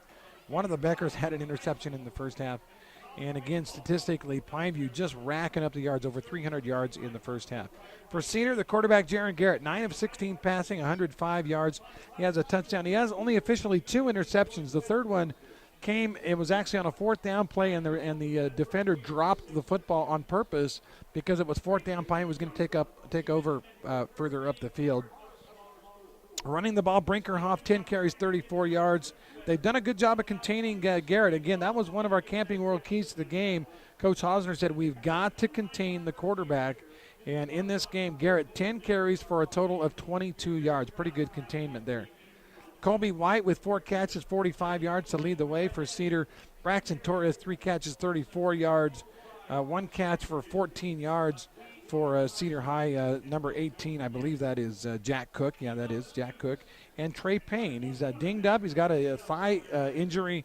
He only has the 1 catch for 12 yards. He's a big part of this team when he's not injured, but obviously he is struggling physically in this game. Once again, team totals in this contest. Pineview with 303 of offense. Cedar with 161.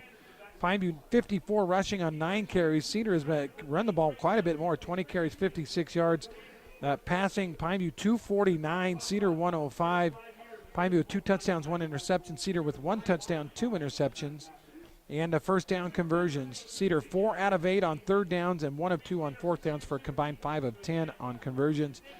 Pineview 2 out of 5 on 3rds, but 1 for 1 on 4th. They're 3 out of 6 for 50% on their conversions as well. Penalties have not been a huge factor. 1 for 5 for Cedar. Pineview 4 penalties for 30 yards. That's a look at your Wilkinson stat line. Let's take another timeout. We'll continue our Info West halftime report in 2 minutes. When we come back, we'll have your Hearst Ace Hardware scoreboard, scores around the region and the state. When we come back, again, Pineview leading on our one large scoreboard. It is 28-14 Panthers. Radio Dixie 91.3. We don't play that. Nope, not that. A big fat no there. That's what we play. And stuff like that. On St. George's only alternative, Radio Dixie 91.3. Oh, and from 9 till midnight, we play this. I need a one dance. And this.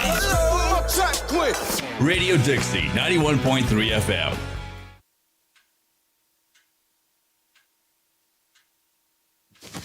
Awkward. I'm the awkward silence. You try to avoid me, then there I am again. But an awkward silence can be a great thing. Like Kelly here is about to demonstrate. You haven't really been yourself lately. Are you okay? Find out how you can help a friend with their mental health at seizetheawkward.org. For over a century, Dixie State University has been shaping the trailblazers of tomorrow by providing a culture of active learning, active life. With a paradigm of real-world experience mixed with cutting-edge technologies and rich traditions, we provide one of the most affordable educations in the West set against the most stunning backdrop on the planet.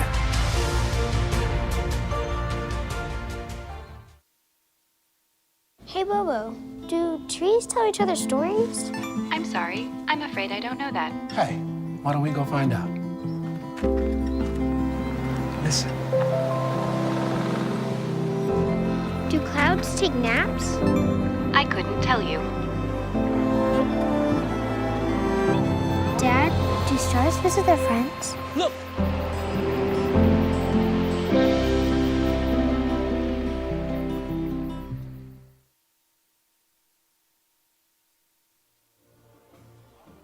Hi, everybody. Welcome back to Panther Stadium. Andy Griffin with you live on News Radio 94.9, 890 KDXU. We're also streaming live at DesNews.com and SportsRadio977.com. Thanks to Marcus here. What's your buddy's name, Marcus, over there? Your assistant up there in the booth. What's his name up there? Kyle. Thanks to Marcus and Kyle for helping us get the live stream. If you're joining us online, thanks for tuning in. Time for more of our Info West halftime report. Let's go to our Hearst Ace Hardware scoreboard. And again, our scoreboard brought to you by Hearst. Check out all the hot buys at Hearst General Store and Ace Hardware, located in the heart of St. George and Cedar City and open 7 days a week to serve you with a variety of products with prices that please. That's Hearst Ace Hardware. Well, right here, it's 28-14 in what is, I think, the marquee matchup in Region 9. Two teams that I think are going to be there right at the end of this season, as Pineview leads it by a 2-touchdown margin. Over at Canyon View High School, a little bit of a surprise. Canyon View came in as 4-point favorites against Crimson Cliffs. Crimson coming off a blowout loss at the hands of Cedar, but I'll tell you what, the Mustangs have come to play. They got off to a 6-0 lead as Gunnar Orr caught a 62-yard pass from Tyler Brown. The kick was no good. Crimson got a stop, got it back in the second quarter with Creed Leonard taking it 55 yards to the house to make it 12-0. Again, a 2-point try failed. It was 12-0, and then just moments ago, Creed Leonard takes it in from 14 yards out. Ryan Woolley kicks the extra point. And at the half, Crimson Cliffs leads Canyon View by a count of 19-0. Surprised? I am a little bit. Yeah, I thought that game would be very close, but right now it's all Crimson Cliffs. Over at Dixie High School, Flyers playing a lot of young guys. It might be what you consider a rebuilding year for the powerful Dixie Flyers, but they are 1-0 in region play, having beaten Hurricane last week, and right now they lead by 2 field goals, 6-0 against Desert Hills High School. Rene Bernay had a 27-yarder. You expect high school 27-yarder, that's reasonable, but his next one was impressive. Bernay hits a 49-yard field goal. And again, at the half, the Dixie Flyers on top of the Desert Hills Thunder by a count of 6-0. One other game in action right now is Snow Canyon and Hurricane. We knew this was probably not going to be real close. The Warriors started out with a safety, and the odd score after one quarter was Snow Canyon 2 and Hurricane nothing. The Warriors have since scored 3 touchdowns, including the Landons, Landon Fry and Landon Robinson, each running one in. And at the half, Snow Canyon 23 and Hurricane nothing. Right here, it's 28-14. Let's take a final break on our Info West halftime report. Pineview scoring late. They lead by 2 touchdowns on our one-loss scoreboard. We'll be back in a minute.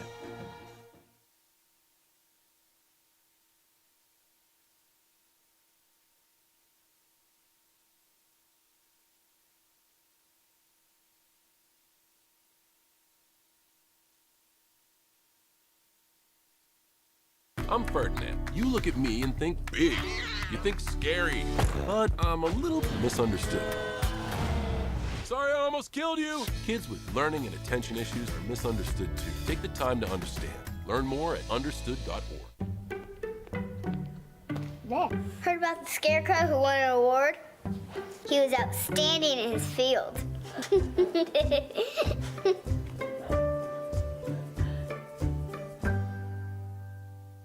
Buckle up, Region 9 football fans. I'm Craig Boberjack. Holbrook Asphalt has agreed to buy fans a Holbrook Asphalt big score dessert at Yogurtland right after the game when your team scores 25 points or more. And I'll see you there.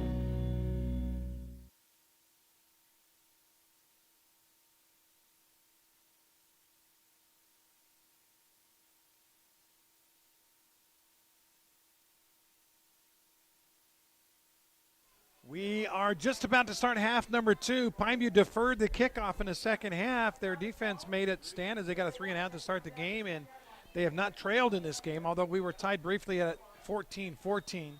Referee's a little late getting out here, but they're here as Cedar's ready to kick it off. I don't know if the referees didn't have the timer right or what, but they're coming out here, and they're just getting here. Both teams are ready to go. Again, thanks to InfoWest, our halftime sponsor, and some of our great sponsors, in-game sponsors. They include Intermountain Sports Medicine. Intermountain Sports Medicine provides the trainers for all our Region 9 teams, and they do a great job of it. Tonight for Cedar High, it's Melissa Mendini, and for Pineview, Michelle Hudson. A couple of female trainers doing a fantastic job in this contest. 12 minutes on the clock. Cedar with the ball on the tee. And they're ready to go. The quarterback, or the kicker, Hernandez, says, I don't like the way that thing's angled. I'm gonna adjust it. Real quick scores from around the state. Logan beating Mountain Crest 28-0. Ridgeline beating Bear River 24-14. Ridgeline still undefeated. They beat Pineview by 4. And number one Skyview 21-7 over Green Canyon. Cedar Valley beating Ben Lomond, Park City all over Ogden, Stansbury all over Tooele, and Mountain View 21-0 over Uinta. And we are underway, half number 2. They kick it deep. McKenzie has to run it down inside the 5-yard line as they kick away from him. Runs it down the sideline, breaks one tackle, breaks another, but good shoestring tackles If he gets through that one, it's a lot of green turf in front of him, but a good tackle by Cedar. Looks like 23 on the tackle. That is Braxton Torres. No, Torres is 22. They don't have a 23 on their roster. But number 23, great tackle for Cedar. First down and 10 for Pineview. They do spot him at the 26-yard line. Bunnell and company, twin wideouts to either side. Braden Bunnell does want to throw on first down. Quick out there, caught by Preston Mann. Mann turns it upfield on the sideline, tiptoes all the way out to the 38-yard line. Looked like a harmless little 7-yard out, and he did a little tiptoe and got himself what ended up being about 13 yards. First down and 10 Panthers. They believe in the passing game in Braden Bunnell. And I believe Cedar just fell off sides.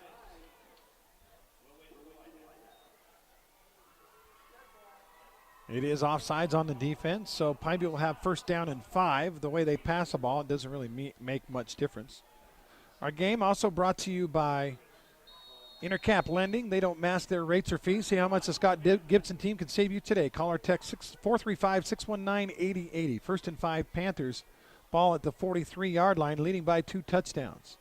Takao is back there with Bunnell. They hand it to Takao. Takao up the middle. Breaks one tackle, gets across the 45 and out to midfield, and we'll have a first down on a gain of about 7 yards right up the gut for Enoch Takao. Early in the year, it was Takao and then Lung Choi. Haven't seen Lung Choi in a couple of weeks. Ryan Jordan has come in and run. Byron Collison has run the ball a few times. But today it's been Takao and Ryan Jordan. Bunnell to pass. Quick out. Ball is caught by Mann on the sideline. He takes a pretty good chuck, but not until he picks up about 8 yards. Watch the ball all the way into his hands. Preston Mann used to live in my neighborhood. Lived about 2 blocks from us. Fun family. Got to talk to his dad, Joel, before the game. Second down and short for the Panthers. Now they bring the fullback in front of Takao. Bunnell, the quarterback. Cedar shows blitz, now backs off. Now they're showing blitz again. And they hand the ball off to Takao. Takao breaks a tackle and gets inside the 40. They had him around the ankles, and he just ran through it. That's weight room, folks. And Enoch Takao picks up 3 on 2nd and 2. First down and 10, Pineview. Panthers lead by 14, and they have the football. It's a good Cedar team, but a couple of turnovers and a turnover on downs in deep in Pineview territory have turned the tide in Pineview's favor. This time, new running back, that's Jordan. He lowers his shoulder and bowls over a guy. They had the contact at about the 39. He lowered his shoulder, and this linebacker / running back ended up gaining 4 on what should have been about a yard, maybe 2. Second down and 6, Pineview. Clock rolling with 10:45 to go in the third quarter. Panthers by 14. If they score here, it'd make things very difficult for Cedar. Bunnell taking his time and hands it off to Cal. Cal somehow makes a guy miss and then jumps forward and picks up about 3 or 4 more. That should have been a loss or at least no gain on the play, but Enoch Takao, as big and strong as he is, he's shifty. Made a great move there. Now it's third down and about a yard and a half for Pineview. Third down and short. 10 minutes left in the third quarter. Again, Takao. Takao pushes forward and will be short of the first down. Cedar gets a stop. Cedar stuffed it at the 30. Cedar does come away with the football, but that was after Takao had been pushed back a couple yards. And now we've got a Cedar injury with 9:51 on the clock. Again, on these injury timeouts, we appreciate Intermountain Sports Medicine. They provide the trainers for all of our Region 9 teams. Also, thanks so much to Team D Auto Sales. Team D won't be beat. Now offering consignment. Go see Jason and Parker at Team D Auto. It's 488 East St. George Boulevard.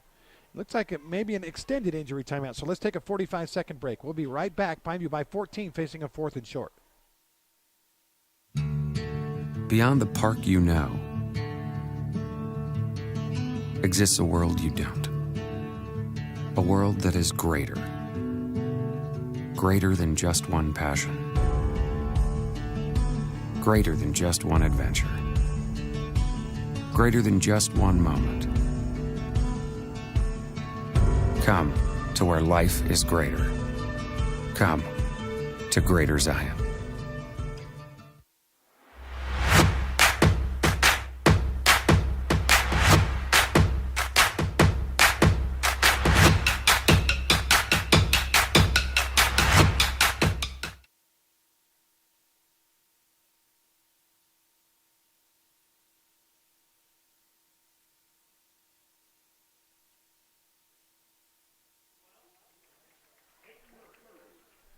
The injured player for Cedar High is number 4, Peyton Murray. He's a senior defensive back.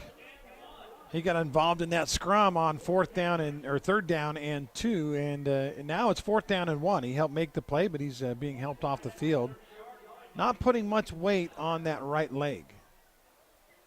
Big play now for Pineview again. If they can get down and score, they've got the ball right now at the 30-yard line. They get down and score here, it's a 3-score lead, and it'll be really hard for Cedar to come back. Cedar, though, if they can get a stop on this one, it's 4th down and 1. Cedar stacks the box. They got, 7, 8 guys close to the box. Hand it to Takao. Takao pushes it forward, and I believe he has the first down. They're pushing backwards, but it looked like he got it inside the 29, and the ball had to be just outside the 29. And as you heard Kelly Campbell, the PA announcer here at Panther Stadium, say, that's just enough for a Panther first down. Ball at about the 28 and a half. 1st and 10 Pineview. They've gone to the running game. Jordan back in at running back now. Bunnell does want to throw this time. Man coverage on the outside. Tries for McKenzie. Ball is thrown into the end zone. A little face guarding, and they are going to call a penalty. That face guarding is not a penalty in football anymore, where you block the guy's vision without touching him. But referee's going to say there's enough contact there. That'll be a pass interference penalty as McKenzie tried to get to the football. It'll be 15 yards. In high school, it's a 15-yard penalty on a deep ball like that. We'll wait for them to sort it out as the two referees are talking. They may wave it off. They're talking a long time in the end zone.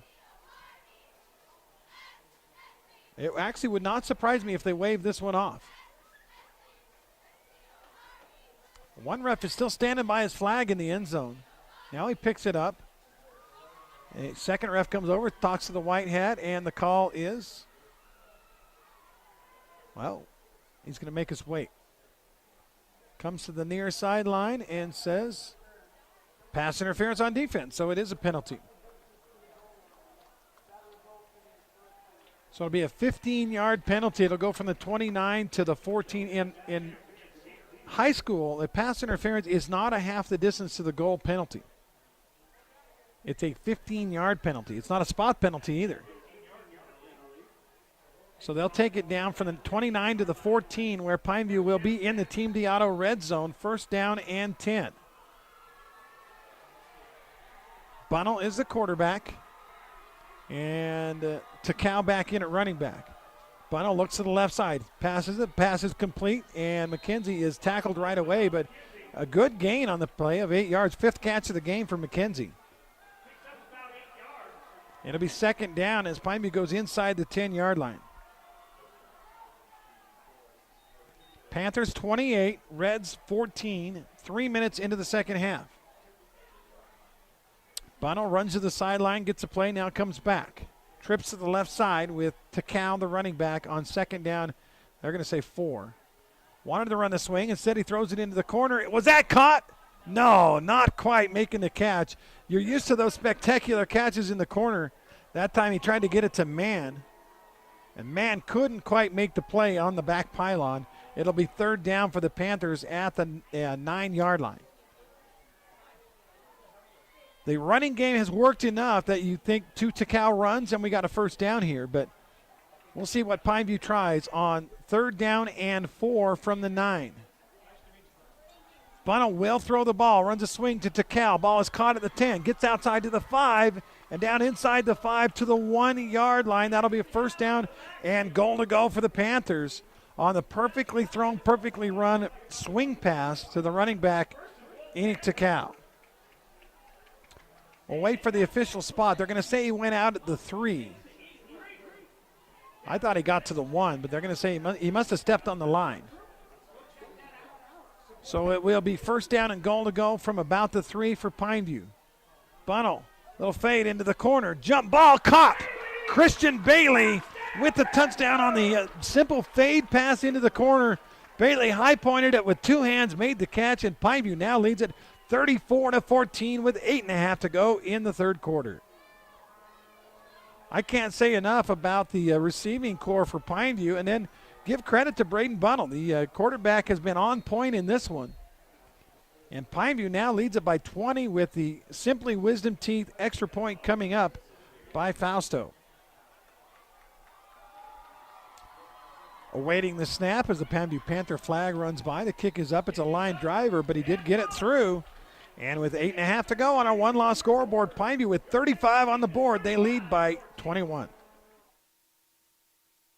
Asphalt. It's not something we think about much, except when it's in bad shape. At HOLBROOK Asphalt, we help cities, HOAs, and businesses avoid replacing painfully expensive roads and parking lots. To avoid the cost of replacing asphalt, you must effectively preserve it while it's still in good condition. University research has shown HOLBROOK Asphalt's HA5 slows asphalt aging by 67%. We make your pavement assets last longer, cost less to own, all while achieving higher property values. Visit holbrookasphalt.com to discover more. 1 in 3 adults has pre-diabetes. That means it could be you, your dog walker, On your left. your cat jogger. With early diagnosis, pre-diabetes can be reversed. Take the risk test at doihaveprediabetes.org.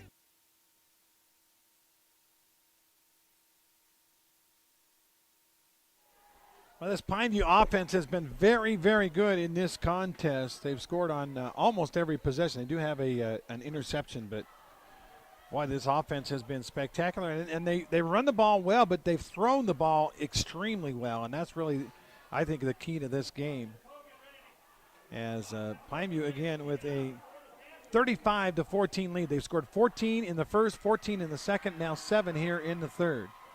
Kogan with the short kick to the up man, taken to the 25, and he's tackled almost immediately as he gets to the 30-yard line. Marcus McKenzie on the tackle. In this game, Braden Bunnell, 20 for 26 for 282 yards, and that was his 3rd touchdown pass of the game. This one to Christian Bailey, who has 5 catches, as does McKenzie. Dominic with 104 yards and 2 TDs. Now Bailey with that first touchdown. And Cedar will take over, down 3 touchdowns on their own 31-yard line. Jaron Garrett, the quarterback, fakes a handoff. Play action to the outside. The ball is caught underneath, I believe, Trey Payne. No, that was a different receiver. That was Jack Cook. Cook with the grab, picks up about 6 on the quick hitter. Little play action, quick out. And it will be 2nd down and 4. Garrett and Brinkerhoff are the backfield for Cedar. Garrett wants to throw, being flushed out now to the right side. He's going to run the ball, and Pineview covered that well. Great job for Pineview as on the play, not getting faked out by Garrett's shifty moves, was number 25, Ryan Jordan. Great tackle by Jordan. Now it's 3rd down and 3, and Cedar at this point, they can't afford to give Pineview the football back. They just can't do it. So big 3rd down and 3 for the Reds at their own 38-yard line. Pineview a little press coverage now as they move up close on the receiver. Garrett wants to throw, flushed out. Keeps the play alive, still looking downfield. Scrambles, throws it underneath, and the ball, I believe, is caught for a 1st down at the 42-yard line. Way to keep the play alive by that quarterback, Jaron Garrett. He is something else. Looked like to me the catch was made by Charles Cook, number 7. And it is a 1st down at the 42. Gain of 4 on 3rd and 3. Garrett, quick hitter to the left side to Torres. He tries to get to the corner. Great job defensively on the outside. Marcus McKenzie played off the block, wouldn't let Torres get to the corner, and ends up no gain on the play. Marcus McKenzie with perhaps the defensive play of the game so far on that one. 2nd down and 10. Looked like Torres was going to get around the corner and make big yards again, but not says Marcus McKenzie.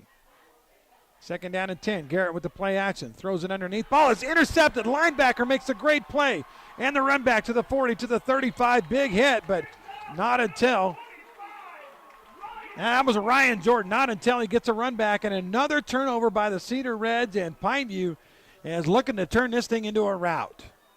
Ryan Jordan, I don't think Jaron Garrett ever saw him. He was dropped back into the passing lanes. He had his eye on his receiver. Jordan just dropped back right into the pass and made the catch. And now Pineview with the offense and the ball, a 21-point lead. We'll keep it right here as a quick change of possession. Looks like a new running back out there. Is that Lung Choi finally? Hadn't seen him in a while. It is Douglas Lung Choi now at running back. So they've tried Jordan. He did some good things. Takao, of course, is always available at running back. But this time it is Lung Choi making his first appearance of this football game. 6.5 to go, third quarter. Pineview by 21. They now have the football. Fake it to Lung Choi. They throw a little screen out there, and it's nearly intercepted. The receiver bobbled it. Kind of bounced it into the air. It was a little underthrown in the receiver's defense, but he flipped it up into the air on the tip drill. Tayan Clark, the receiver on the play, and it went right to the defender. The defender wasn't ready for it, or that could have been a pick six. Second down and 10 from the 30-yard line of Cedar. This time Lung Choi has it. Spinning his feet, but not much room there. Good coverage by Cedar. And a gain of about maybe 2. Third down and 8 for Pineview. Total offense watch on our Wilkinson stat line. Pineview with 282 passing and 74 rushing for 356 in the game. Cedar's at 188. Almost double the yardage for the Panthers. Third down and, well, what happened here? Oh, they haven't moved the marker. It should be third down and 8. They have second down and 10 still up on the. Did I miss something? Funnel to throw. Ball is too high and incomplete. And I believe that's, it's weird. The downs never changed. It should be fourth down and 8 now. But the down marker across the way said second down and 10 on that play.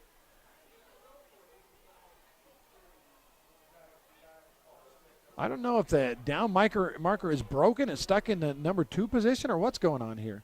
But it is fourth down and 8, and Pineview's going to go from there just inside the 30-yard line. 5:39 on the clock. Panthers looking for the dagger, but they got to convert on fourth down. Bundle to pass. Flushed out. Throws over the middle. Ball is incomplete and nearly intercepted. Getting hands on the football for Cedar was number 13, Seth Brinkerhoff, playing both ways there. And the ball will go over on down, so that mighty Pineview offense finally stalls. And it will be first down and 10 Cedar. That was weird. The down marker never changed from second down that whole series. But we do have first and 10 going the other way now. Big stop for Cedar. If Pineview scores on that one, this game's over. Jaron Garrett back to throw. Under pressure. Throws the ball deep to the right side in traffic, and I believe, nearly intercepted. Pineview could not make the catch. He threw it into triple coverage. Great effort by Marcus McKenzie, but he couldn't hold on. And it'll be second down and 10. See if we can check a couple of scores from around Region 9. It was still 6-0 last we heard Dixie on top of Desert Hills. Snow Canyon now up 29-0 on Hurricane, and it's still 19-0 Crimson Cliffs leading Canyon View. Garrett back to pass. They throw a little wide receiver tunnel screen, and Pineview ate that up like Marcus McKenzie read that all the way and was all over Colby White. And that's going to be a loss on the completed pass back to the 29. -2, third down and 12. This Pineview defense starting to show now. Got to stop last time. Now they're looking at third and long. And again, the down marker hasn't moved. I don't know what that guy's doing over there. Roll out for Garrett to the right side. Running out of room. Throws the ball in traffic, and it is, I believe, caught for a first down right at the marker. No, they're going to say he dropped it. It was on the far sideline. Pineview laid down a pretty big hit. And the ball falls incomplete. It's 4th down. And you would think Cedar will punt the football here, down 21 and in their own territory. Let's see. 4th down and 12. And again, our down marker guy, he had a 2nd and 10 on that one. It was 3rd and 12. Now it's 4th and 12, and they do bring the punt team out. Preston Mann is deep. Preston brought one back to the house last week in Pineview's win over Desert Hills.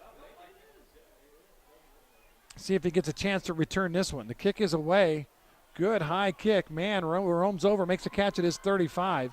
Not a lot of room as he's right on the sideline. He steps out of bounds at the 42. Preston Mann with a 7-yard return, and Pineview's defense gets a second stop in a row here in the second half. Checking around the state, other scores, Park City 34, Ogden 3. Park City again lost by 1 to Pineview. Stansbury 34-7 over Tooele. Mountain View 28-0 over Uinta. Mountain View barely beat Dixie. And Cedar Valley 21-7 over Ben Lomond. That's Region 10. In Region 11, Logan all over Mountain Crest 35-zip. Ridgeline by 4 right now over Bear River, and Skyview by 14 over Green Canyon. 1st down and 10 Panthers. Handoff. A short gain. A Cedar with the gang tackle. As Douglas Lung Choi on the carry. He gets about 3. 2nd down and 7. Running game hasn't been great for Pineview tonight. The passing game has. 2nd and 7. Bunnell will throw. Little slant caught underneath. Picked up for a 1st down. Christian Bailey with his 6th catch of the game. And Pineview will move the chains. Region 11. Logan 35-0 over Mountain Crest. Ridgeline 24-20 over Bear River. That game in the 3rd quarter, and Skyview a 2-touchdown lead over Green Canyon. On the run, pass. Oh, he let the body momentum, and Bunnell's mad at himself. He had a guy running wide open. I think that was Moten. And he just overthrew him. Moten was about 3 yards open, but he missed it. So that'll bring up 2nd down and 10 for the Panthers. By the way, another score for Crimson Cliffs. I believe it's 23-0. That doesn't make sense to me because weren't they ahead 19-0? So it must not be 23. Maybe it was 17 before. We'll check on that. 2nd down and 10 Panthers. Bunnell to Jordan now back in and running back, and Jordan moves the pile ahead as he plows forward for about 6, maybe 7 yards.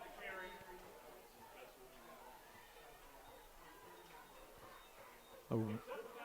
That was Lung Choi again. I thought Jordan had snuck back in there, but that was Lung Choi. So 3rd down and about 4 for Pineview from the 41 of Cedar. Again, it is Lung Choi. Lung Choi pushing his way forward, and he'll have another 1st down. Nice cut late. He hit the pile, and then he cut to his left and got it down to the 35-yard line, and that's another Pineview 1st down. We, again, are going to check on those scores for you because we had some discrepancies with that Crimson Cliff score. Snow Canyon 30-0 over Hurricane on our Hearst Ace Hardware score, but it's 26 now. Yeah, Crimson Cliffs 26, Canyon View nothing.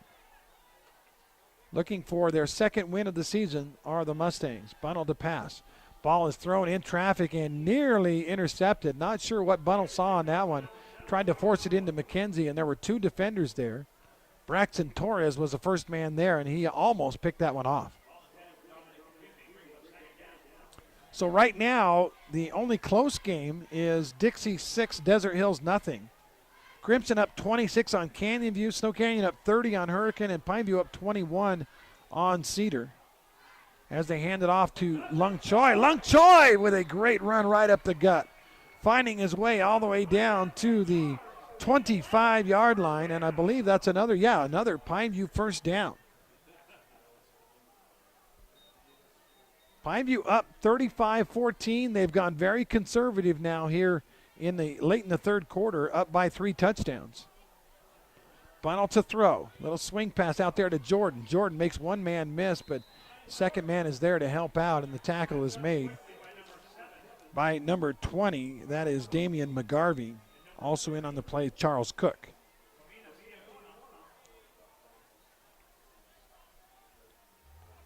So a loss of about a yard on the play. 2nd down and 11 Panthers. up by 3 touchdowns. Bunnell wants to throw. Looks left side, throws deep over the middle. Ball's overthrown and intercepted. That's what they didn't want. Picked off at the 5-yard line. Pineview does a good job to make the tackle. But Bunnell just way overthrew his intended receiver on that play.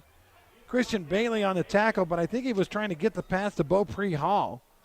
And it just was thrown too far. So Pineview doing their best to keep Cedar in this thing, although the Panthers do lead by 21. And Cedar will take over deep in their own territory at the 15-yard line. Pineview 35, Cedar 14.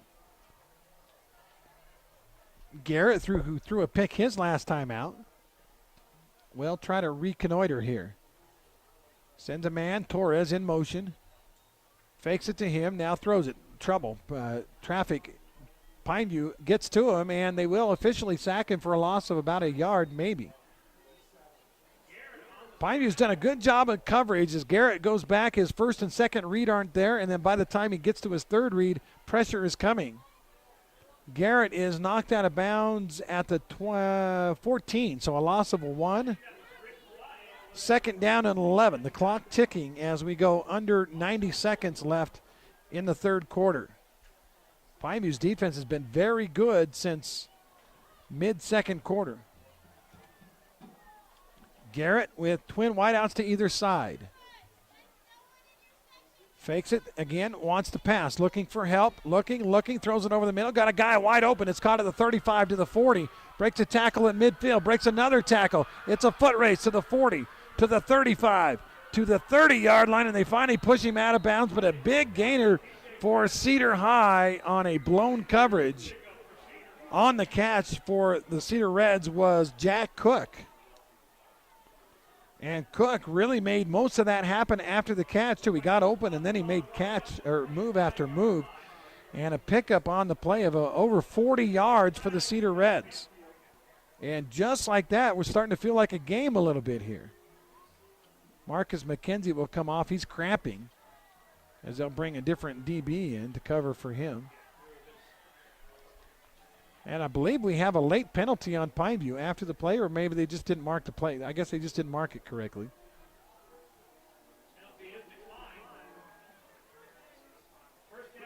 So first down and 10, Cedar at the 25-yard line.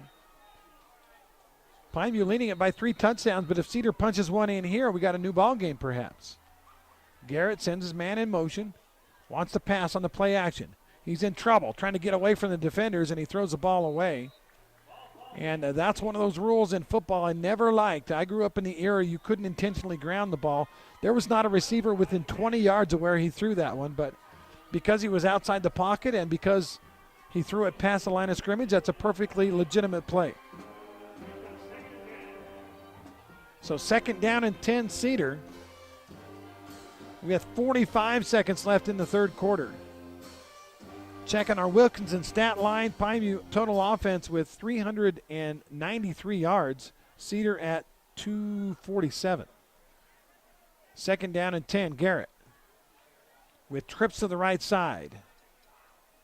Wants to pass. No play action this time. He throws a big fade into the corner. White's got it, and the ball is caught by Colby White for a touchdown. That's 25 yards on the TD pass from Jaron Garrett to Colby White. And, oh, boy, we got ourselves a ball game. It's 35-20, and the extra point is pending here.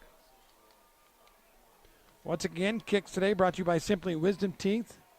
With over 400 5-star reviews, check out what people are saying about Dr. Hendrickson at Simply Wisdom Teeth, simplywisdomteeth.com. Extra point is good. We'll take the break. 38 seconds left in the quarter. It's now 35-21 on our one-loss scoreboard. Pineview up.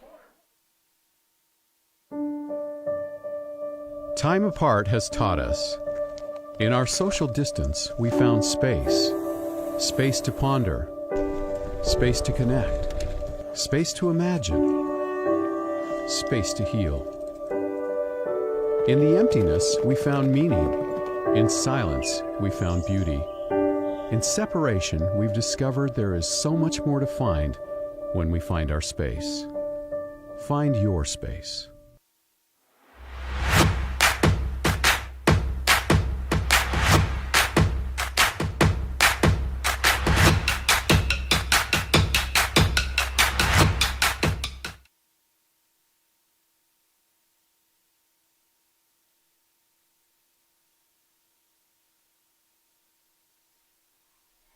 All right, Cedar gets ready to kick it off. The Reds have cut it to a 35-21 game. Pineview had several chances, at least 2 chances to go up by 4 scores. They couldn't do it. Now the kickoff. It goes deep to McKenzie. He's lightning in a bottle. Takes it at the 6. Gets it upfield, but is hit. Somebody got him around the ankles before he could really get it going. And Cedar covered it well. It'll be first down and 10 now for Pineview at their own 28-yard line. Pineview led 35-14, had the ball in the red zone or close to the red zone twice and came away empty-handed. And now it's a 2-score game, and the Panthers got to get their offense restarted. It was so good in the first half. Bunnell gives it to Jordan. Jordan sidesteps one guy. That might have been Lung Choi. Let me see if I can pick up a number here. It was Ryan Jordan, and Jordan gets about 3 yards. Second down and a long 6, short 7 for Pineview at the 32-yard line. Final play of the quarter looks like if they get it off, we're down to 7 seconds. I don't think they're going to even try. They're going to let it run out. So that'll do it for the third quarter as Pineview and Cedar both score 1 touchdown in the third. And we'll go to the final 12 minutes. On our one-loss scoreboard, it is Panthers 35, Reds 21. I'm Ferdinand. You look at me and think big. You think scary. But I'm a little misunderstood. Sorry I almost killed you. Kids with learning and attention issues are misunderstood too. Take the time to understand. Learn more at understood.org. Heard about the Scarecrow who won an award? He was outstanding in his field.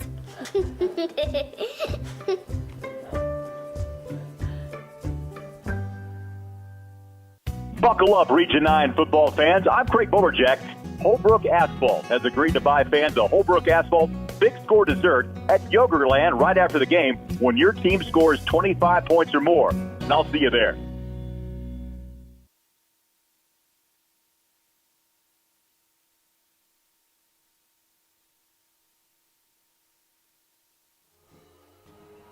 From being a big gainer. Now it's third down in their own 34-yard line. Catch made right at the marker. He got pushed backwards. Christian Bailey on the grab, but I don't know that he got the first down. It's going to be very, very close. Well, it got a good spot. They're going to put it at the 38.5, and that is a first down.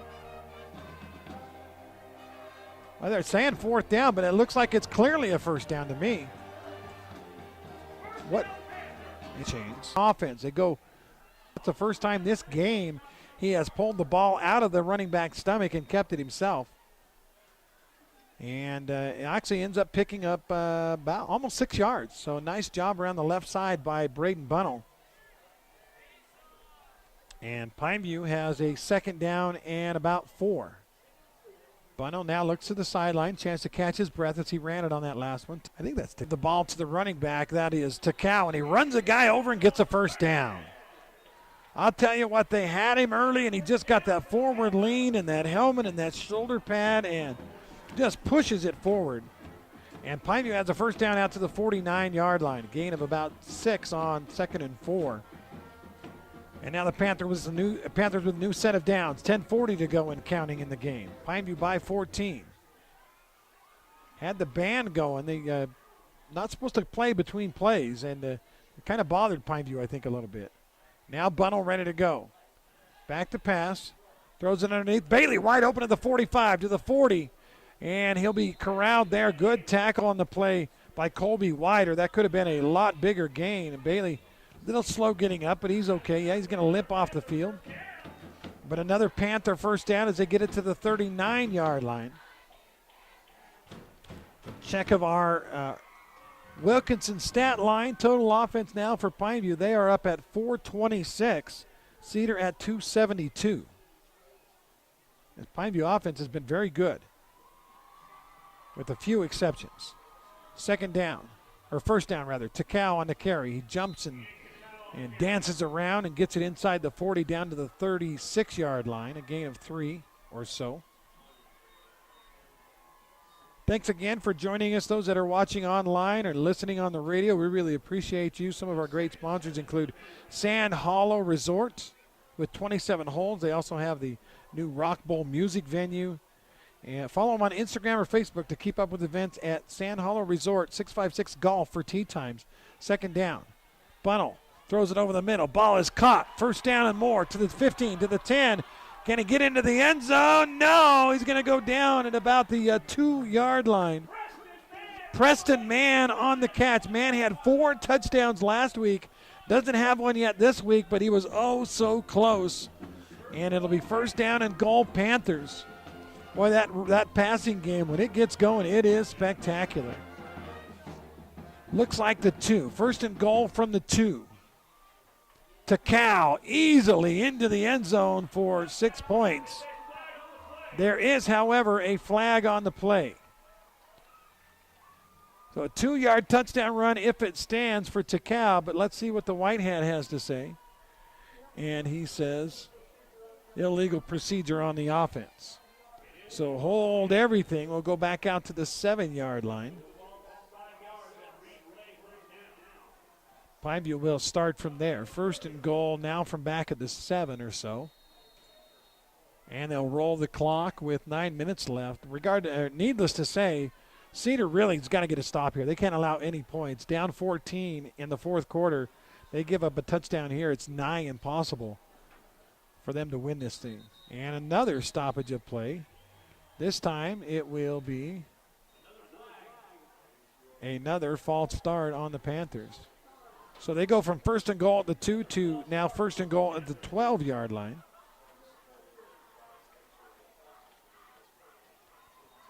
By the way, Snow Canyon now up 44-0 on Hurricane.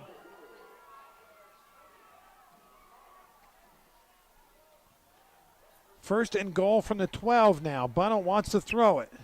Throws the ball deep in the corner. Easy money. Touchdown Panthers. On the catch, Tyson Moten. And Pineview has taken a 41-21 lead with 8:31 to go on the clock in this game. And what a beautiful throw by Braden Bunnell.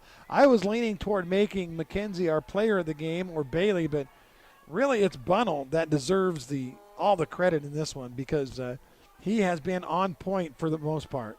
Extra point coming up, brought to you by Simply Wisdom Teeth by Fausto, and the kick is right down the middle.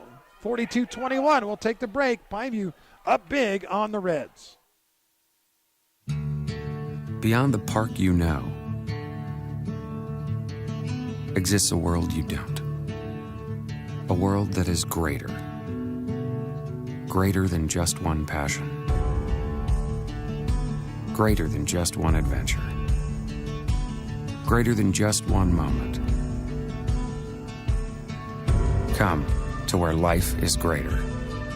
Come to Greater Zion.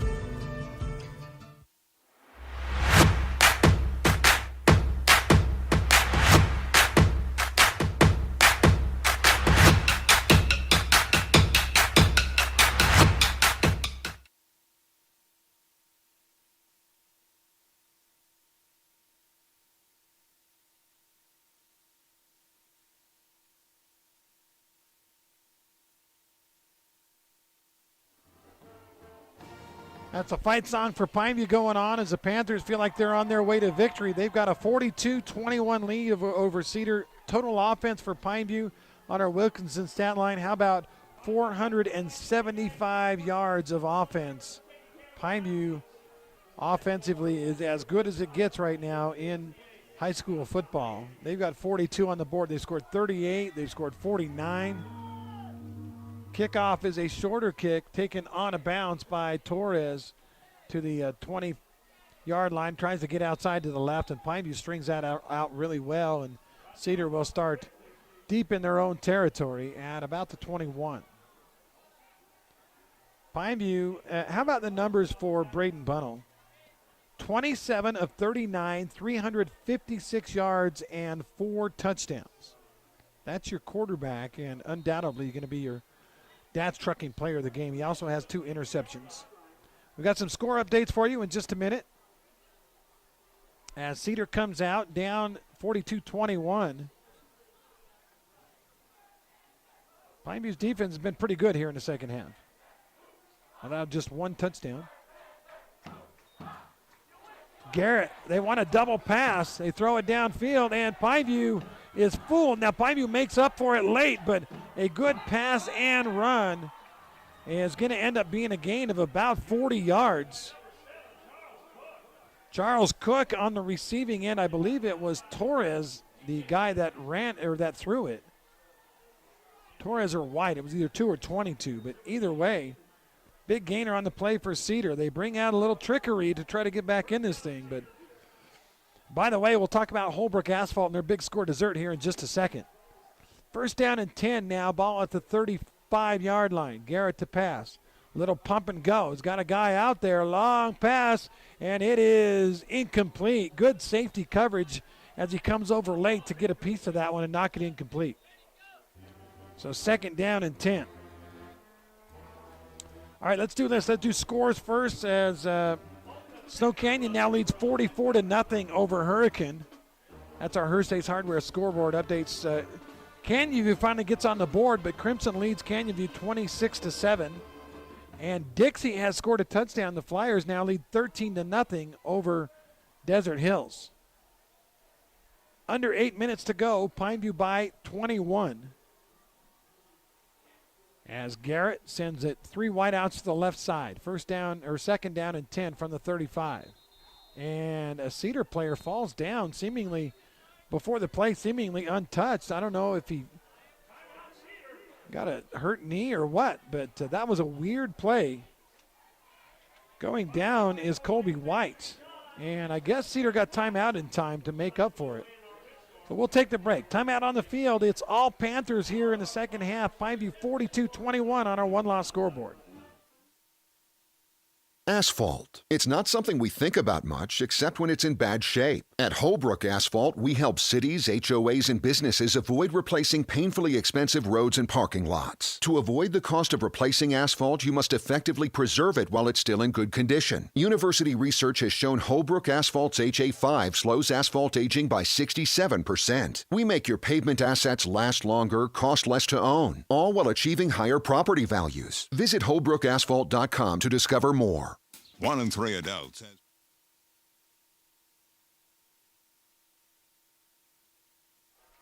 Welcome back. Second down and 10 after Cedar takes a timeout. We'll talk about the Holbrook Asphalt big score dessert in a second. Play action by Garrett. Now he gets away from traffic as good coverage by Pineview. He's going to end up maybe gaining a yard, but good coverage downfield by this Pineview secondary. Becker and company, Shaw in on the tackle, but he does, it's not officially a sack because he got about a yard, but great coverage by Pineview as Garrett was forced to hold the football. Now it's third down and long. 42-21 Panthers, 7:20 on the clock and counting. Garrett's got to make some magic happen here on third down and about 9 from the 34-yard line. Got to get right to the 25 stripe. Send a man in motion, play action. Garrett wants to throw, looking to the right. He's being chased from behind, running as fast as he can along the sideline. He throws it underneath, and it is incomplete. How about the effort by Becker? That was Dylan Becker chasing him all the way across the field. The quarterback, Garrett, was able to get rid of it before he got there, but Becker really forced all the pressure on that one. So now it's fourth down and 9, and for all intents and purposes, this is ball game, folks. Pineview's probably going to win anyway, but if Cedar wants to have any chance at all, they've got to convert here. Garrett, by the way, the numbers on Jaron Garrett, 16 of 26 for 216 and 2 touchdowns, also 2 interceptions. I think he has 3 actually now. But here we go, fourth down and 9. Pineview comes up in press coverage. Garrett rolls to the right side. Pineview looking to pressure him. Along the sideline, he throws it underneath. Ball is bounced around and incomplete. He threw it across his body, trying to get it to Torres. Torres running with him, had it behind him. He just couldn't get 2 hands on the ball, and that'll go over on downs, and the Pineview defense gets another stop. And, folks, that's going to do it. 6:49 left, but now it's just a matter of how much time on this clock. So Pineview up by 3 touchdowns, and what we thought was going to be a barn burner shootout. Well, one team came with their guns loaded, the other one empty. Pineview 42-21. See if there's any changes. I think it's still going to be Bunnell at quarterback. Yep. So Bunnell will come out at quarterback on 1st down and 10 for Pineview at their own 34. And they're going to throw. They throw it underneath the Bailey. I believe that's his 7th catch of the game. Bailey breaks one tackle, keeps it alive, gets along the sideline, and finally pushed out of bounds at the 43. Just short of a 1st down, but that looked like a 4-yard gain, and he turned it into about a 9-yarder. Christian Bailey, let's see if I can find the numbers on him. Before that catch, he had 8, so that's his 9th catch of the game. 9 catches for 83 yards. 2nd down and short. Bunnell looks to the sideline. They'll run some clock. Actually, no clock running because he went out of bounds, so 6:39 to go. Probably going to run it here, you would think. 2nd down and a couple. No, Bunnell will throw the football. Here comes a blitz. Bunnell with lots of time throws it over the middle. It's caught by Mann at the 45 to the 40 and down at the 37-yard line. Pretty good hit at the end of the play, but not until Mann has a huge gainer. The hit delivered by Brock DeMille of Cedar, but man, another beautiful throw by who's obviously going to be our player of the game. That is quarterback Braden Bunnell. There is an injured Cedar player on the play. I believe that's Dotson. Savai Dotson, who's Polynesian, is down on the field, and they're going to administer to him. It looks like maybe some cramps. Don't know. Hard to say. 6:29 left. We'll take a quick break as Pineview up big. Time apart has taught us. In our social distance, we found space. Space to ponder. Space to connect. Space to imagine. Space to heal. In the emptiness, we found meaning. In silence, we found beauty. In separation, we've discovered there is so much more to find when we find our space. Find your space.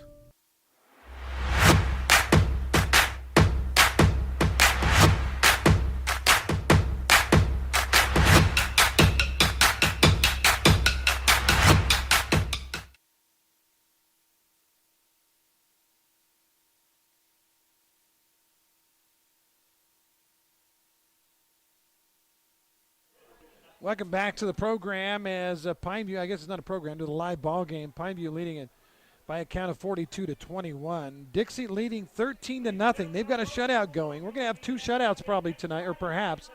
Dixie up 13-0 on Desert Hills halfway through the 4th quarter, and Snow Canyon got the continuous clock running. They're up 44-0 on Hurricane. Crimson had a shutout going. They're up 26-7 now on Canyon View, and here it hasn't been a shutout, but I'll tell you what, the defense of Pineview's been pretty good, especially since halftime. Really about halfway through the 2nd quarter. They've allowed 1 touchdown since then. And really, I mean, you go back to the key moments of this game as they administer to Dotson, and he gets helped off the field, but key moment of this game was getting a stop for Pineview down inside the 20 on one end with a minute to go in the half, and then them hurrying and going down and scoring and going up by 2 touchdowns at the half on the other end. That was a key moment in this game because Pineview has owned it ever since then. So Panthers, after the big catch by Mann and the injury timeout, will take it 1st and 10 at the 38 of Cedar. Panthers already have our Holbrook Asphalt big score dessert. And they throw a little underneath pass to Bailey, but the play is stopped and will not count. That would have been catch number 10 for Christian. Or 9. Let me check on that. They might have updated without me looking. Well, let's see how many catches Christian Bailey has. 9 catches, 82 yards for Bailey. Mann with 5 and 107. McKenzie 5 and 104 and 2 touchdowns. Well, I didn't see what happened, but they're not marking any yards off. Just a timeout, was it? Well, whatever the case, it'll be 1st down and 10, Pineview at the 38-yard line.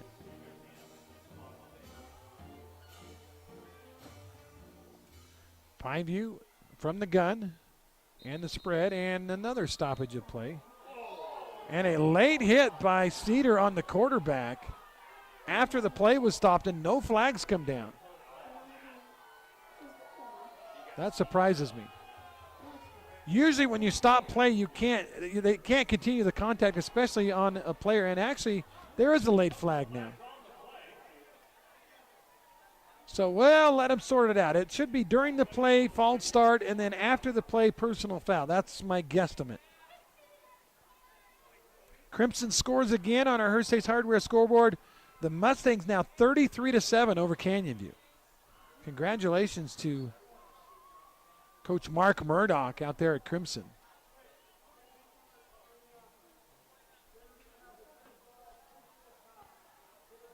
Yeah, so they'll go 5 yards on Pineview and then 15 on Cedar.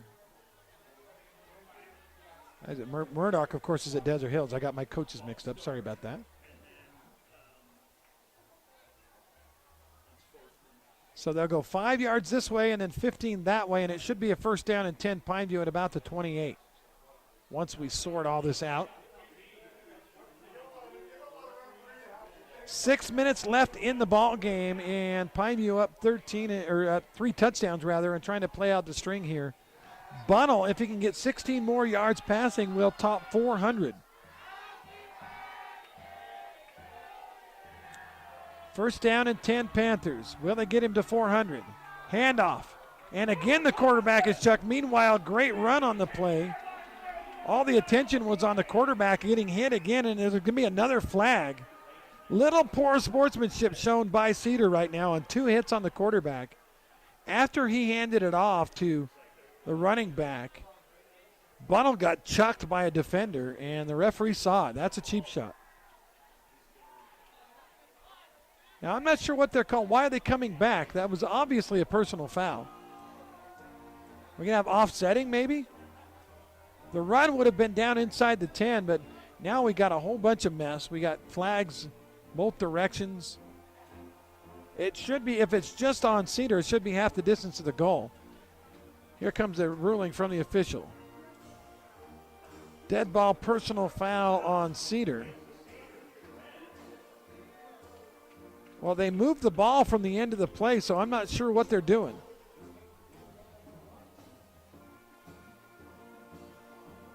Now they're going to go figure out the ref. The one ref, to his credit, stood where the ball should have been all along, and he hasn't moved.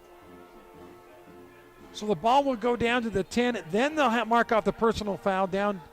Well, now they're going to say the 14. I don't know, folks. I'm confused. Marcus, can you explain all this? I don't know what they're doing. As the band plays Sweet Caroline, good times never seem so good. And they're going to have to figure, they're still figuring out how to mark and where to mark. I thought he got down to the 10-yard line. They moved it to the 14. Now you still got to mark the penalty off. Whether it's from the 14 or the 10, it's going to be half the distance. But we've got 3 referees right now with a big conference going. That may just seal Bunnell not getting to the 400-yard plateau, because either way they're going to be inside of, he needs, I think, was it 16 or 14 he needs to get to the 400 yards? It is 16. So it's going to be inside the 16 regardless. So here comes the ruling from the official again. Personal foul on Cedar. Yeah, that'll go from the end of the run. I think the run went to the 10, though, not the 14. I don't know why they were at the 14 for a long time. Now they'll mark in half the distance from the 10 to the 5. That's the right call. We knew it was right all along. It just our eyes were deceiving us. So it is first down and goal to go. Pineview at the 5-yard line. And it will be, got a different back in there altogether now for Pineview. That running back has it, and he will score, and that running back is number 5, Byron Collison. Byron Collison takes it in. His first and only carry of the game is going to be for a touchdown. How about that? As he hippity-hops into the end zone, Hot Rod Hundley style. And Pineview now leads at 48-21 with 5:31 left on the clock. Again, Pineview now with a chance to go up 4 scores. Offensively, the numbers are, well, almost mind-blowing. Pineview now with 526 yards of offense. Extra point by Fausto is good, and we'll take the break. 5:31 left in the game, 49-21 Panthers. I'm Ferdinand. You look at me and think big. You think scary. But I'm a little misunderstood. Sorry I almost killed you. Kids with learning and attention issues are misunderstood too. Take the time to understand. Learn more at understood.org. Heard about the scarecrow who won an award? He was outstanding in his field.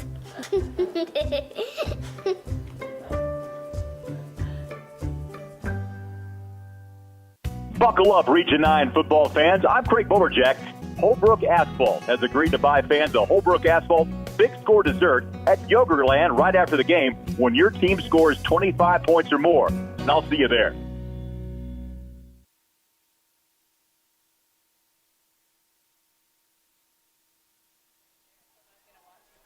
We get ready for the kickoff for Pineview. This is going to be their eighth kickoff of the game. They had one to start the game, and now 7 touchdowns on the board. And Pineview leads at 49-21. Panthers 67 plays and 526 yards of offense. That's what, about 8 or 9 yards of play. Kickoff is short, bounces, and actually lucky for Cedar goes out of bounds. They can make Pineview kick again, or they can just take the ball at the 35-yard line. We'll see what they do. Again, Holbrook Asphalt, big score dessert is in. That means free yogurt at Yogurtland. Whenever the Region 9 team scores 25 points or more in a game, then you can go to Yogurtland after the game and get 5 free ounces of yogurt. Now, if you are a pig like me and get 7 or 9 or 12 ounces, you got to pay for the extra yourself. But Holbrook Asphalt will pay for your first 5 ounces at Yogurtland. And my wife's looking at me like, I want some of that action. So we may find ourselves at Yogurtland here in about half an hour. 49-21, Pineview on top. They are going to make the Panthers kick again from the 35.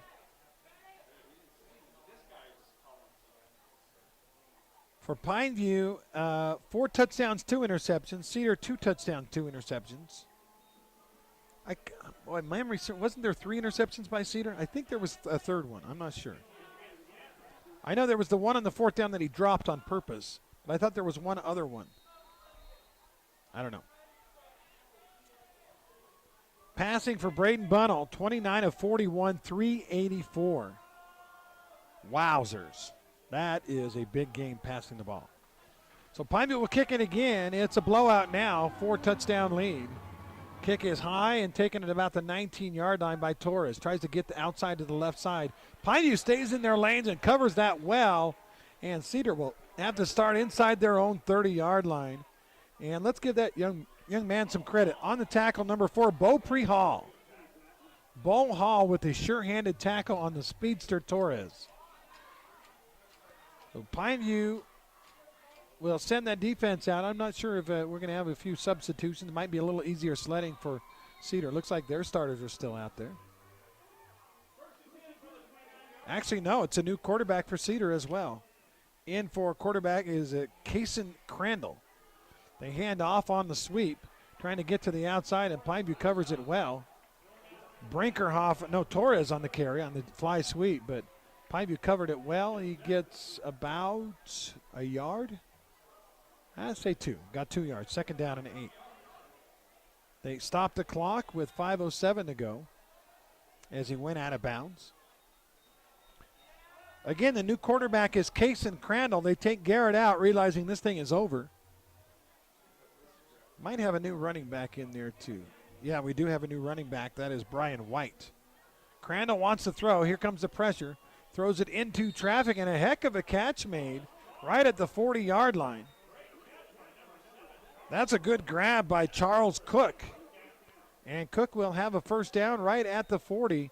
Crandall under pressure kept his head about him and made a nice throw, and Cook made a nice grab. First down and 10 for the Reds. 4:40 left on the clock. We'll have a complete wrap-up for you on Region 9 Live here in St. George.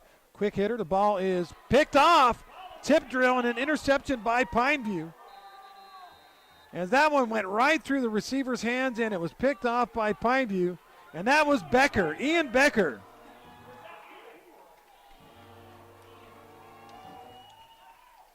Ian Becker with the interception, the junior free safety. Got the tip drill ball, and he got it just off the turf and picked it off. And with 4:29 left, let's see if Pineview makes some changes on offense. Probably so. And, yeah, they're going to have a new quarterback coming in to play quarterback for Pineview is Seth Takau. Takau hands off. Pineview still making things happen. A nice run up the middle. And Doug Lung Choi with the carry. Gets about 10 yards on the run right up the gut. Pineview again up 49-21. Now it's just a matter of playing out the string. Seth Takau at quarterback. Takau gives to Lung Choi. Lung Choi breaks a tackle to the right side to the 20, to the 15, and tripped up. As it looked like he was going to score, somebody got him around the ankles. Otherwise, that was 6 more points for Pineview. Let's see the spot. It will be a first down, and they'll be in the Team Diato red zone at about the 13. First down and 10 Panthers. This game has turned into a long one. We're at, what time is it? It is at 9:30. Seth Takau, the quarterback. Lung Choi, the running back now. Lung Choi backs up a little and gets the handout. No, the quarterback, Takau, keeps it. Takau struggles to the right side and will only get back to the line of scrimmage. They've gone final at Dixie High School. Final score, Dixie 13 and Desert Hills nothing. Final score. So Dixie gets the win. They pitch a shutout. Snow Canyon already gone final, 44-0 over Hurricane. And Crimson Cliffs was all over Canyon View. Ends up being, that was at 13-0 was the closest game of the night. Second down and about 9. Takau again keeps it. Shifts his way to the right side, gets inside the 10, down to the 5, down to the 4, and very close to another first down. I think he got it. JV kids in now. Now, I was talking with one of the Cedar coaches about the JV game. Pineview led, I think it was 13-0. Cedar got a big run late in the game to cut it to 13-7, and then they got the ball back on the onside kick and got down to the 20-yard line, but Pineview held on for the close win. And it looks like Pineview's going to take a knee here. Yeah, no, they're going to hand it off. Lung Choi. And the offense will push into the end zone. No? Yes, touchdown. Pineview gets another one, and that is their 8th touchdown of the game. The Panthers now lead it 55-21 with the extra point pending. Make sure we take care of our sponsors. Again, our title sponsor is Sullivan Homes. You only build your dream home one time. That's why you need it done just right. Visit sullivanhomes.com today. Thanks again to Interior Design Center, Camping World of St. George, Sky Mountain Golf Course. Our Star Watch has been on the quarterbacks today, and boy, Braden Bunnell has been phenomenal. Extra point is no good, so the score will remain 55. We'll take one more time out. Pineview's up huge with 2.5 left. Beyond the park you know, exists a world you don't. A world that is greater.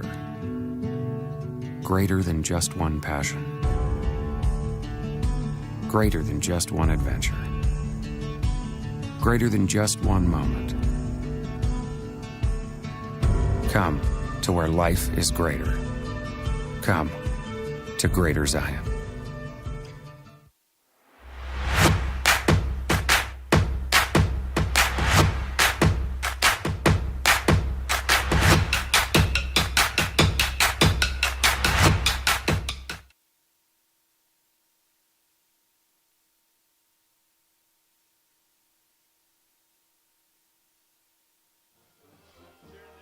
Thanks again to Sand Hollow Resort, also Nets on Fire. Check out netsonfire.org for back-to-school training specials and get signed up today. Nets on Fire, building champions on and off the court. Kicks today brought to you by Simply Wisdom Teeth Timeout, Scott Gibson team at Intercap Lending. Our first down sponsor, there have been a lot of them today. Brought to you by Fabulous Freddy's. Injury Timeouts brought to you by Intermountain Sports Medicine. Luke Yodi is a play-by-play sponsor here. Shopping for insurance isn't as fun as watching your favorite team until you save a ton of money on home, auto, or life insurance with Uke Ludi. Call them today at 251-9102, 435-251-9102. Team D Auto Sales is our Red Zone sponsors. One Law, our scoreboard sponsor. One Law makes it easy. With highly skilled, passionate lawyers for all your legal needs, make one call to One Law, your dedicated personal attorney, 634-1-LAW. Kickoff is a short one and a short return, and with 2:27 left in the game, it's all over but the shouting. Pineview will improve to 4-1 and 2-0 in region play. Cedar will drop down to 3-2 and 1-1 in region play. And you know what I'd like to do? Let's get a little peek ahead to next week. Talk about what games we are looking forward to on the docket. Get to that in just a second. Cedar will start down big as the quarterback keeps it, tries to get around the edge. Pineview slows him down after a gain of 4 or 5 yards. Crandall, who threw the interception, kept it on that one. He got about 7-8 yards. Clock rolling along with 2:10 left. Next week's ball games, you got Cedar at Dixie, Hurricane at Crimson Cliffs, Pineview at Canyon View, and Snow Canyon at Desert Hills. I believe my game is Cedar-Dixie from Dixie High School. Right here on KDXU. Second down and 3. They hand it to the running back. He's tripped up in the backfield. Nice penetration on the play for Pineview High School. I believe on the tackle for the Panthers. Let me get the right number. I believe that was Byron Collison on the tackle. And the clock will continue to run as they do move the clocks, reset the chains, or move the chains and reset the clock at 1:30 and counting. Pineview by 35, so they don't have to stop the clock to set the chains, by the way. Continuous clock running. Crandall will run the option, the right side, with a late pitch. And Pineview had it strung out perfectly. It'll be a loss of 4 or 5 yards on the play. Great job by the Panthers. Carrying the ball for Cedar was that was 24. That was Brian White. So again, next week's schedule, it'll be Cedar at 1-1, at Dixie at 2-0 in region. Hurricane at 0-2 at Crimson Cliffs. They're going to be 1-1 in region. Pineview at 2-0 will be at Canyon View, which is 0-2 in region. As a handoff on 2nd and long, again, a good defense by the Panthers. No gain on the play with under 40 seconds to play. And then Snow Canyon at 2-0 will be at Desert Hills. The Thunder coming in at 0-2 in region play. So we got 3 teams at 2-0. Dixie, Pineview, Snow Canyon. And Canyon View will be 0-2. Hurricane will be 0-2. And Desert Hills will be 0-2. And that's your ball game.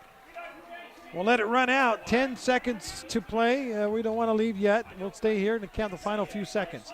5, 4, 3, 2, 1. And that's your contest. Pineview wins it by a count of 55-21. The Panthers get the victory, and they win it big here. A great defensive effort in the second half. They allowed 7 points from the midpoint of second quarter on. They allowed 7 points, and Pineview wins it big. We'll take a 2-minute timeout, wrap things up, have our Johnson Pediatric Dentistry postgame show after this break.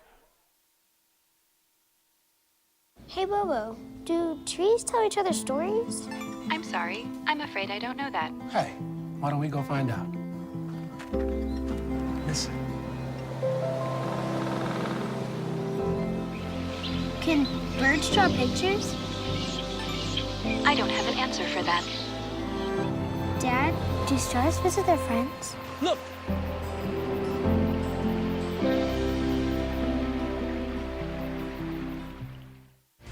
For over a century, Dixie State University has been shaping the trailblazers of tomorrow by providing a culture of active learning, active life.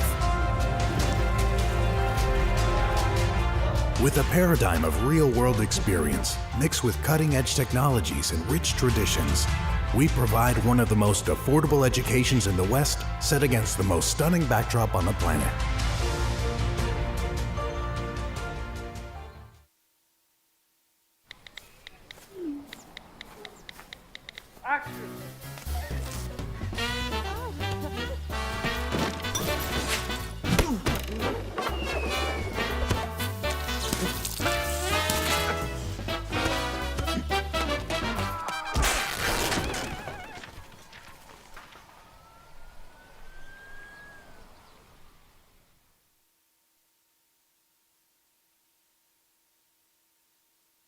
Where do you find the titans of classical music in St. George?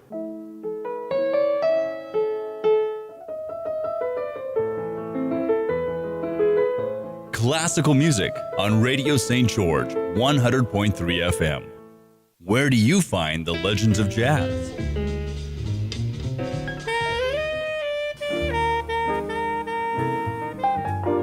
Evenings on Radio St. George, 100.3 FM.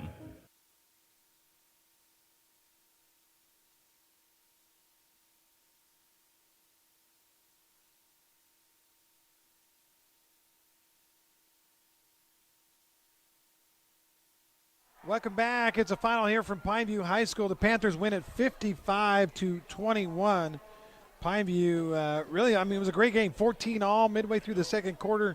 Pineview went up 21-14. Cedar came back late in the half, used the clock, looked like they were in a position to maybe go into the locker room in a tie game. Pineview held on downs inside the 20-yard line. The Panthers then, instead of sitting on the ball, went 90 yards in less than a minute, 56 seconds to be exact, and ended up with a 2-touchdown lead at the half.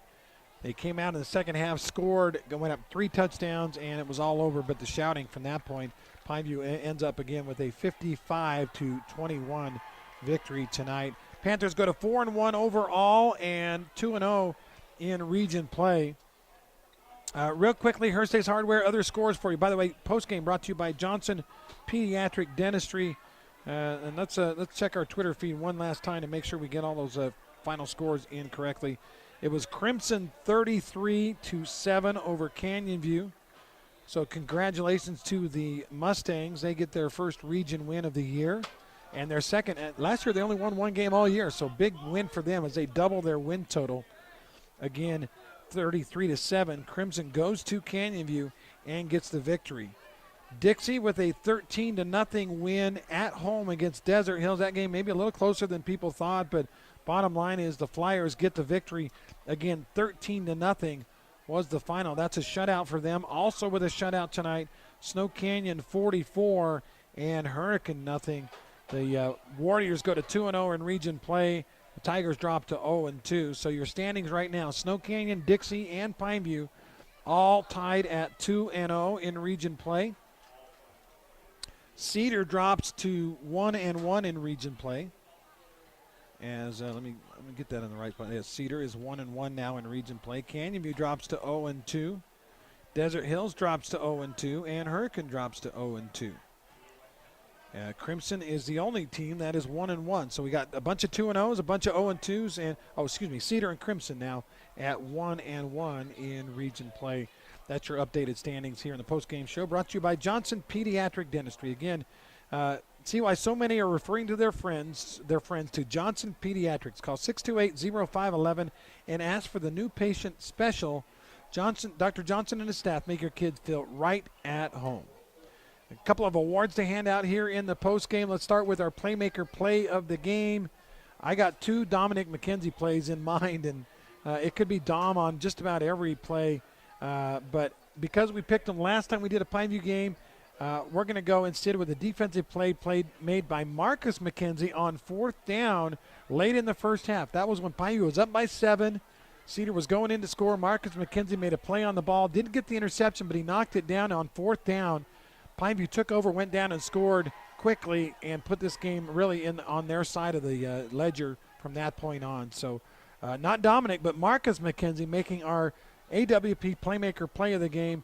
Again, it's easier than you think to buy direct and save at Appliance Wholesalers Plus, the #1 playmakers in the appliance business. Open to the public across from the freeway from the Bloomington Walmart. It's Appliance Wholesalers Plus. Save money at AWP. Our Dad's Trucking Player of the Game. I let that one out of the cat out of the bag early on that one. Braden Bunnell was spectacular in this game. His uncle or his grandpa was Judge Lee Bunnell, longtime judge at Washington City, and he made Grandpa really proud today. Listen to the numbers for Braden Bunnell, our Dad's Trucking Player of the Game. 29 of 41. Yeah, that's good, folks. 29 of 41 passing for 384 yards. He threw for 4 touchdowns. He did have 2 interceptions, but overall just a fantastic game for Braden Bunnell. He did run 2 times for 10 yards, but the big number passing as Bunnell with 4 TD passes and 384 yards in the contest. He is your Dad's Trucking Player of the Game. Thanks again to Dad's. They always deliver, your quality service carrier. Fuel up and grab a snack at Ernie's 2 Sinclair Station at the top of the boulevard. Dad's delivers your Dad's Trucking Player of the Game all season long. Congratulations to Braden Bunnell, RPOG. And of course, the Holbrook Asphalt Big Score Dessert is in effect. Right now, if you go to Yogurtland and say, I want the Big Score Dessert, my team, well, if your team is 5U's, my team scored 55 points tonight. They'll give you 5 ounces of yogurt absolutely free. If you get more than that, you got to pay the difference. But 5 ounces of yogurt paid for by Holbrook Asphalt and the Big Score Dessert. Thanks again for joining me today. Pineview wins it big. Final Wilkinson stat line.